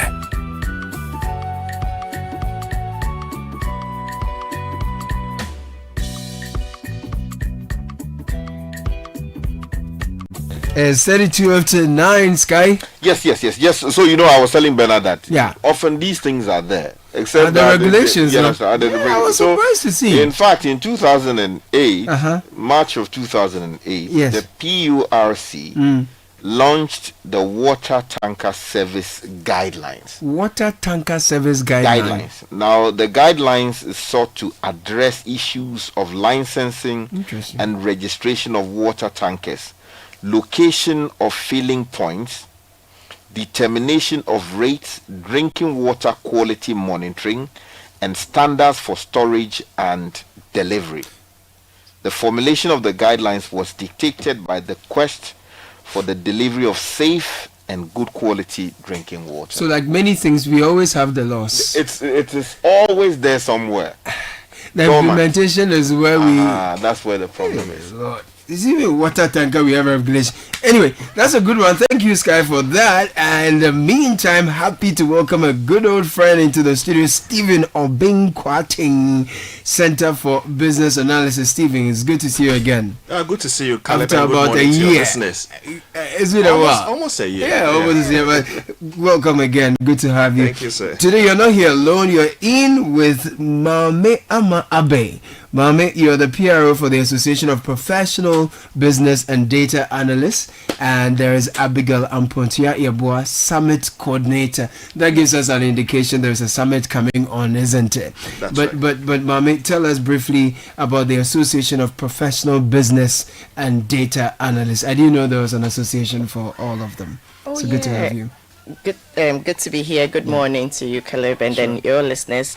So the Association for Professional Business and Data Analysts was established somewhere last year. Okay. Yeah, and we are basically a body that is dedicated to bringing data and business analysts together, so that we learn and grow. Okay, so we mentor, we are there to network, and we are there to also learn best practices for the business or the industry. Basically, we focus on business analysts, data analysts, and then cybersecurity professionals. So these are the people who can join the association. Business analysts, data analysts, and cybersecurity professionals. Okay, that's almost like good. So now for the Center for Business Analysis, it's good to see you as you are an associate. You are part of the association. Means you are members in good standing, right? Tell us why you're associated with this and the summit as well. Well, Caleb. For the Center for Business Analysis, our mission is to transform professionals into confident leaders and organizations into high-performing entities through world-class analysis and data-driven training. And as you already know, we provide training in business analysis, data analytics, and cyber security. And by the way, we have a new course starting this weekend. Nice. So in case anyone is interested. You know, this summit perfectly suits or fits into our mission. Hence our association or collaboration with the association. All right. So that is why we are associating with the summit. That's a good one. So what theme are we looking at, and why is that? What's driving that? Okay, so the theme for the summit is Change Catalyst, Driving Strategic Impact Through Analysis. Change Catalyst, Driving Strategic Impact Through Analysis. Exactly. Okay. What's inspiring this? What do you hope to achieve with that? All right, so as we all know, currently businesses are operating in a world that we'll say it's a VUCA world. So it's volatile, it's uncertain, there's a lot of ambiguity, and it's just very complex. And so to be able to survive in this kind of environment as a business, you need to be agile, to be able to adapt change very fast. And this can only happen when you have the right data, and then you have the right people like business analysts who would be able to create value out of this data. So basically, we picked the team to be able to help businesses operate effectively in this environment. What I like about these summits when they happen is the opportunities they create, and then of course they give participants an opportunity to address key issues. So highlight some of the opportunities and the key issues that will be dealt with. Okay, so basically we are going to help businesses leverage on analytical tools for growth. There are so many tools we can use for data analysis and business analysis. So basically we are going to help them to leverage on these tools and how to effectively manage the tools. We also are going to help them build resilient teams for change. So there are companies who say we've been doing this for years and this is how we've been doing it, but what exactly is the data saying, and how can you create value from the data that you have is going to be one of the things organizations will benefit from when they join the summit. And then how organizations will also support women, because there's a perception that this field is for men, a lot of men are in this field, but actually we have women too. How are we going to be intentional to push our women in the organization to go for these kind of courses, cybersecurity, data analysis, and then business analytics? Okay, so it's one of the things we'll be looking at. And for the professionals who join, it will also be an opportunity for them to network. Okay. Yeah. That's a good one. Abigail, you're putting everything together. Yes. So what should we expect when we come around? What are we taking home here? Okay, so with summits, conferences, and business programs like this, people are looking forward to networking, collaboration. Very important. And for us at CBA, doing this summits is looking at bringing not just professionals in the industry, but then we are also looking at business leaders, decision makers, executives, anybody who is business inclined and is looking forward to a change in his or her organization. So we are looking at giving the opportunity to these individuals to take away practical tools, also learning something new when it comes to business and data analysis, and also networking. At the same time, we are also going to introduce some of our professional programs to them so that they can actually enroll and see how best they can be change makers in the organization. As soon as you leave the summit, you should be able to go with something and immediately try and apply to your organization. I was reading around it and I noticed that similar summits are happening across the world. So you have one happening in Calgary, South Africa, Lagos, Ghana, and etc. etc. So it has global footprints, right? It does. Okay, It does. that's exciting. So who is attending this summit? Is it mainly for business analysts, cybersecurity people, and all the big as I industry you have mentioned, it's spoken, not just for the professionals or those who are certified as business analysts or data analysts. It's for everybody who is interested in making a change. So in it the cuts organization. across It professions. cuts across all professions. Okay. So we are looking at those who are maybe the decision makers, but Right. then from customer service all the way to maybe the executive members, Consumers to producers, all of these those people along are the value part chain. of, or the Okay. change making decisions. So it's very important that we bring them all together. So it's not just for professionals, but anybody who is interested in trying to apply something new, come in, learn something new and try and apply to the organization. I've hosted a number of summits and conferences, and sometimes what makes these things are some of the speakers are, exactly. the wealth of experience they come with, and the kind of exposure they have. So who are some of the keynote speakers and the people we should be looking forward to hearing when we come? We have a very incredible lineup for this year's summit. Tell me about and it. Our special guest is no other than His Royal Majesty King Takiteko Chu II, nice. the Gamanche and the Overlord of the Ga State. Lovely. So he is going to grace the occasion.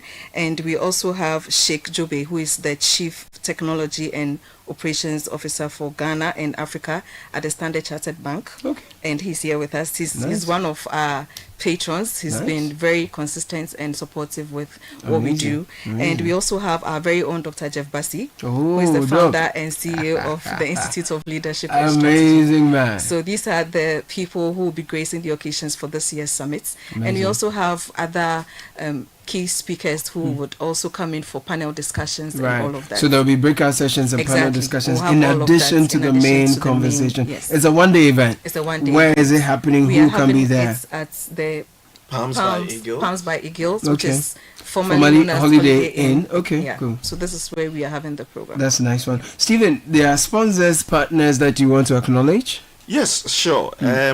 Let me say a big thank you to Citi 97.3 FM. Lovely. Relevant radio always. You're always welcome. A big thank you to GCB Bank PLC, Right. Institute of Leadership and Strategy, Board Security Service, Ghana Statistical Service. They are actually partnering us for this summit. We have Cayman Advisory Services, and then we have Center for Professional Certifications and Center for Executive Development. But in case any organization is listening and they want to sponsor, or anyone wants to attend the summit, you can just call us on 0200 222244. That's simple. 0200222244. Okay. Right. I'll give you the final word, Stephen, before you take leave of us. All right. This is a summit you cannot miss. If you truly want to create value and elevate your output to the next level, this is a summit you shouldn't miss. You could be a marketer, you could be in procurement, in finance, IT, in tech, like any field you find yourself. Just make time and just come to Palms by Eagles, October 31st. It starts at 9 a.m. prompt. All right. And once again, if you want to attend or sponsor, the number is 0200 222244. So, Stephen Obing Kwating, Center for Business Analysis, Abigail Ampontia Iyaboa, Summit Coordinator, and Mame Ama Abe, PRO for the Association of Professional Business and Data Analysts. Thank you so much for joining us in the studio. We wish you for having us. all the best in your upcoming summit on October 31, which is happening at the Palms by Eagles, formerly Holiday Inn Hotel. Thank you. Thank you very much. Blessings.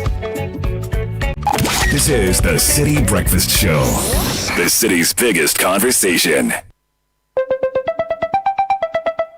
Who cry is calling me this other one? Hello. Good evening, Kwame.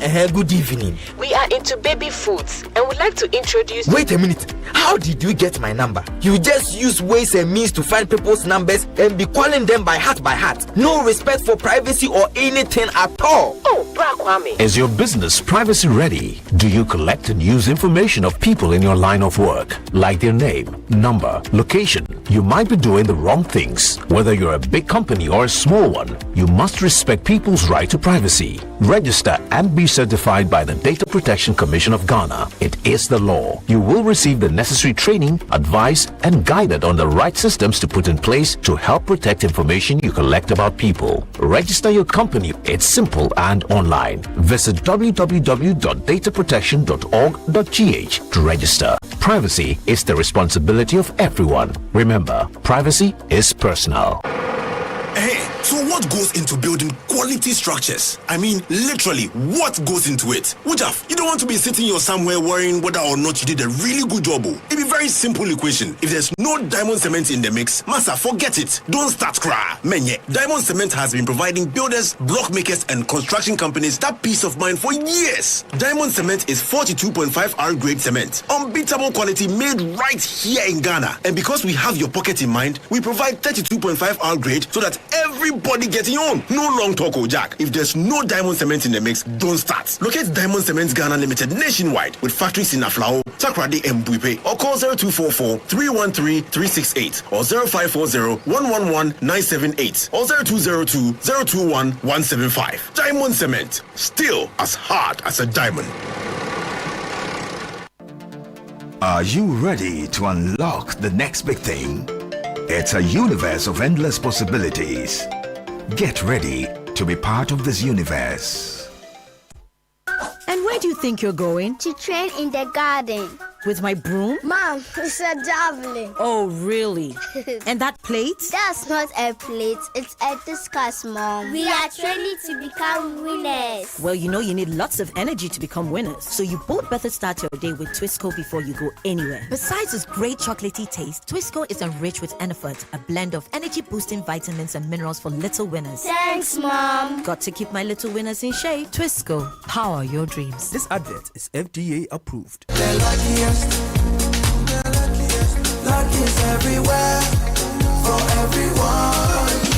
This year is going to be sweet. I don't just feel it, I know it, because the Luckiest Season 3 is back. And I'm about to show you how to grab your golden ticket. Just dial *712# and follow the prompts to purchase your ticket. Or go to theluckiestafrica.com, hit community tickets, and pick your lucky number. Or let the system do its magic. Choose how much you want to spend from 1 to 5,000 Ghana cedis. You can even buy a ticket for someone else. Be someone's hero. Payment? Easy. Mobile money in Ghana or card if you're international. One ticket can turn 1 CD into 500 times more. That's maths we love. Or your community could win 10 times more. So let's get lucky together because luck is everywhere. Play responsibly, not for persons under 18 years. This promotion is regulated by the NLA on the Caritas platform.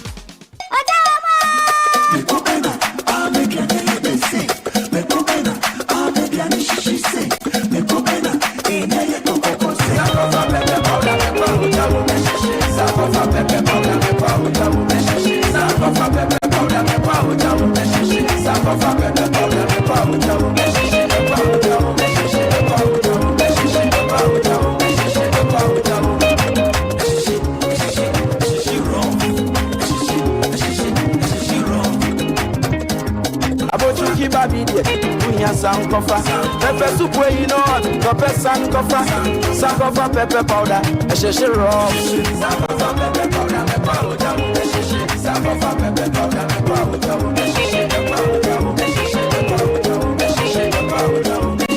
powder, sankofa pepper powder. FDA Aji Ejadi in Krato Yatum. You don't say Premier League no get size, the passion, the goals, hey, it a be rough. And DSTV is giving premium customers the chance to watch a Premier League game live. All you need to do is to keep your DSTV premium subscription active from now till 15th December. Dial *759# and stand the chance to watch your favorite star play before your very eyes. This promo is brought to you by the NLA on the Caritas Lottery platform. T&C Supply, DSTV, your home of entertainment. This is the City Breakfast Show, the city's biggest conversation.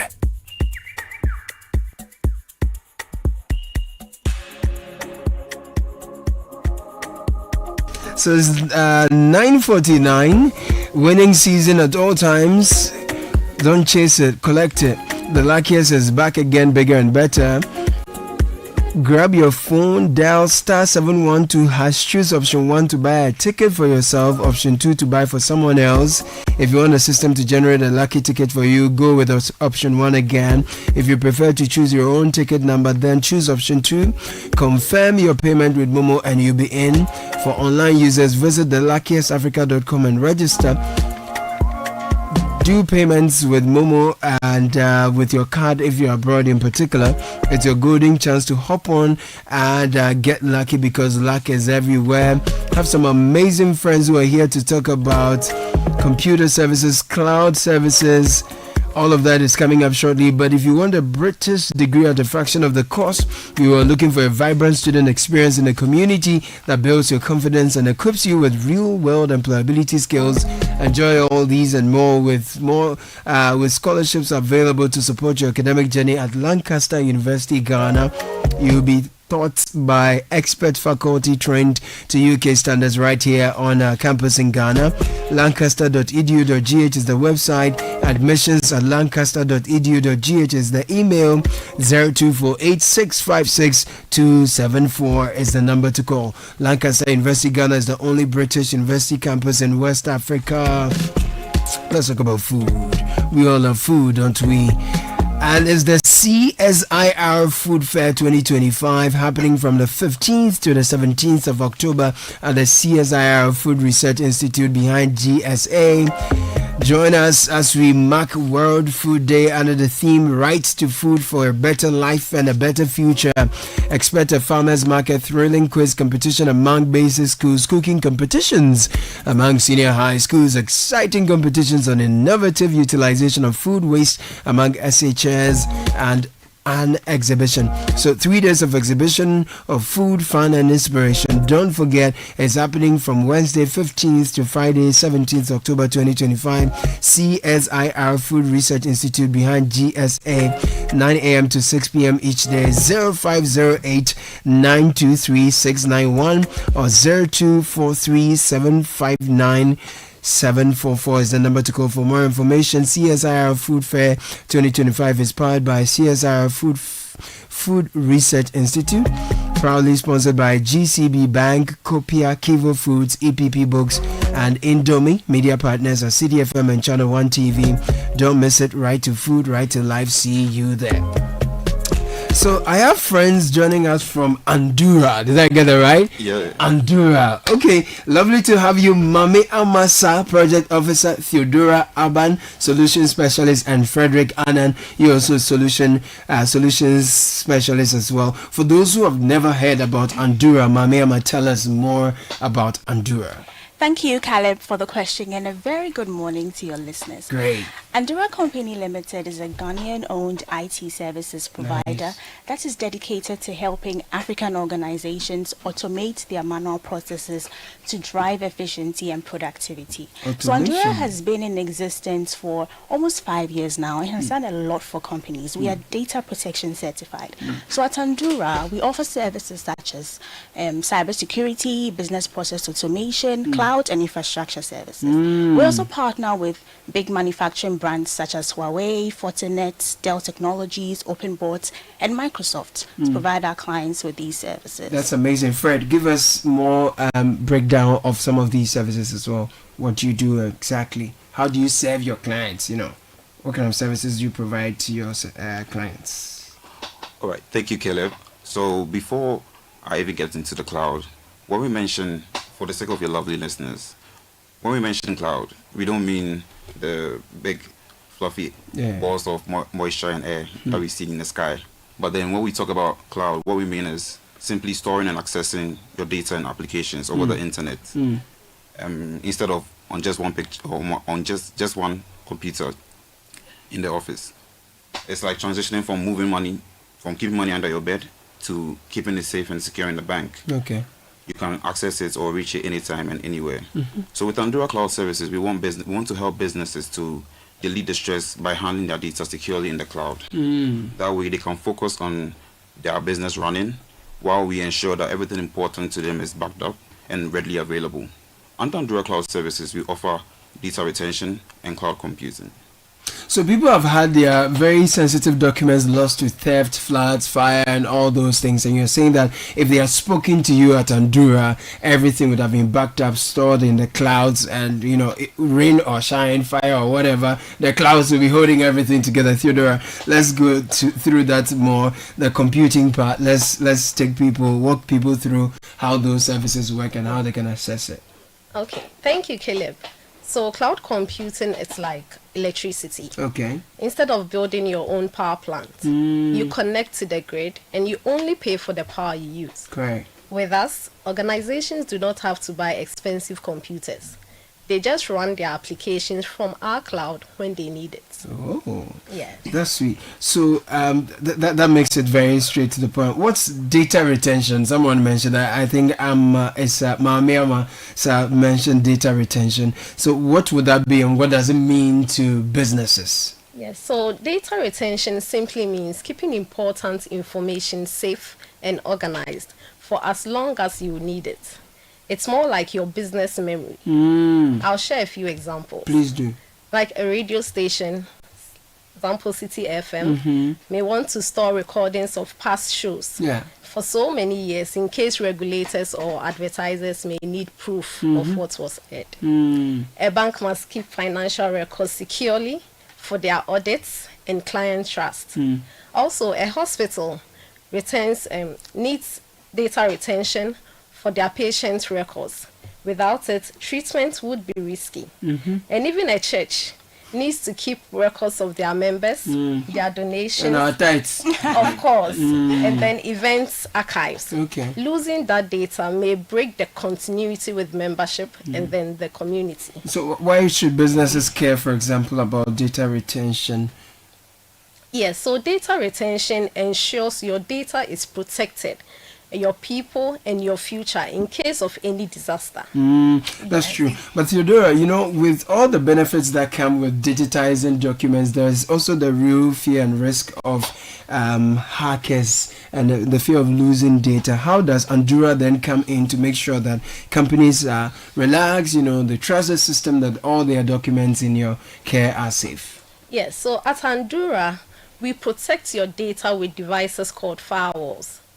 So those devices prevent hackers from accessing your files and your systems. They also prevent sensitive data from leaking. But what really makes the difference is our team of internationally trained engineers. Good. They are always on the go to keep the systems running. With that, businesses can focus on their work, knowing that their data is safe. Come on.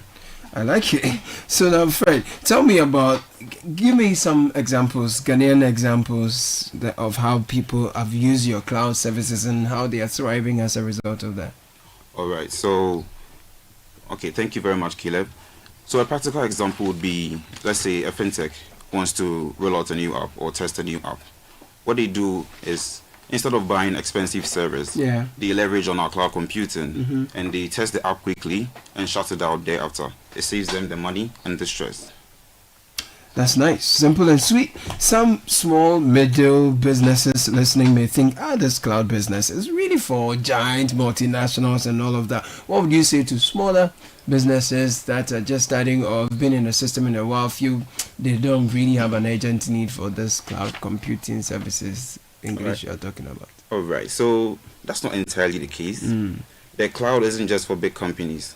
It's actually a perfect fit for the smaller companies as well. So let's say a content creator has to take numerous photos and videos to go through editing and all. They can leverage Andura Cloud Services to keep it safe. Even a law firm can, leverage Andura Cloud Services to also keep their case files secure.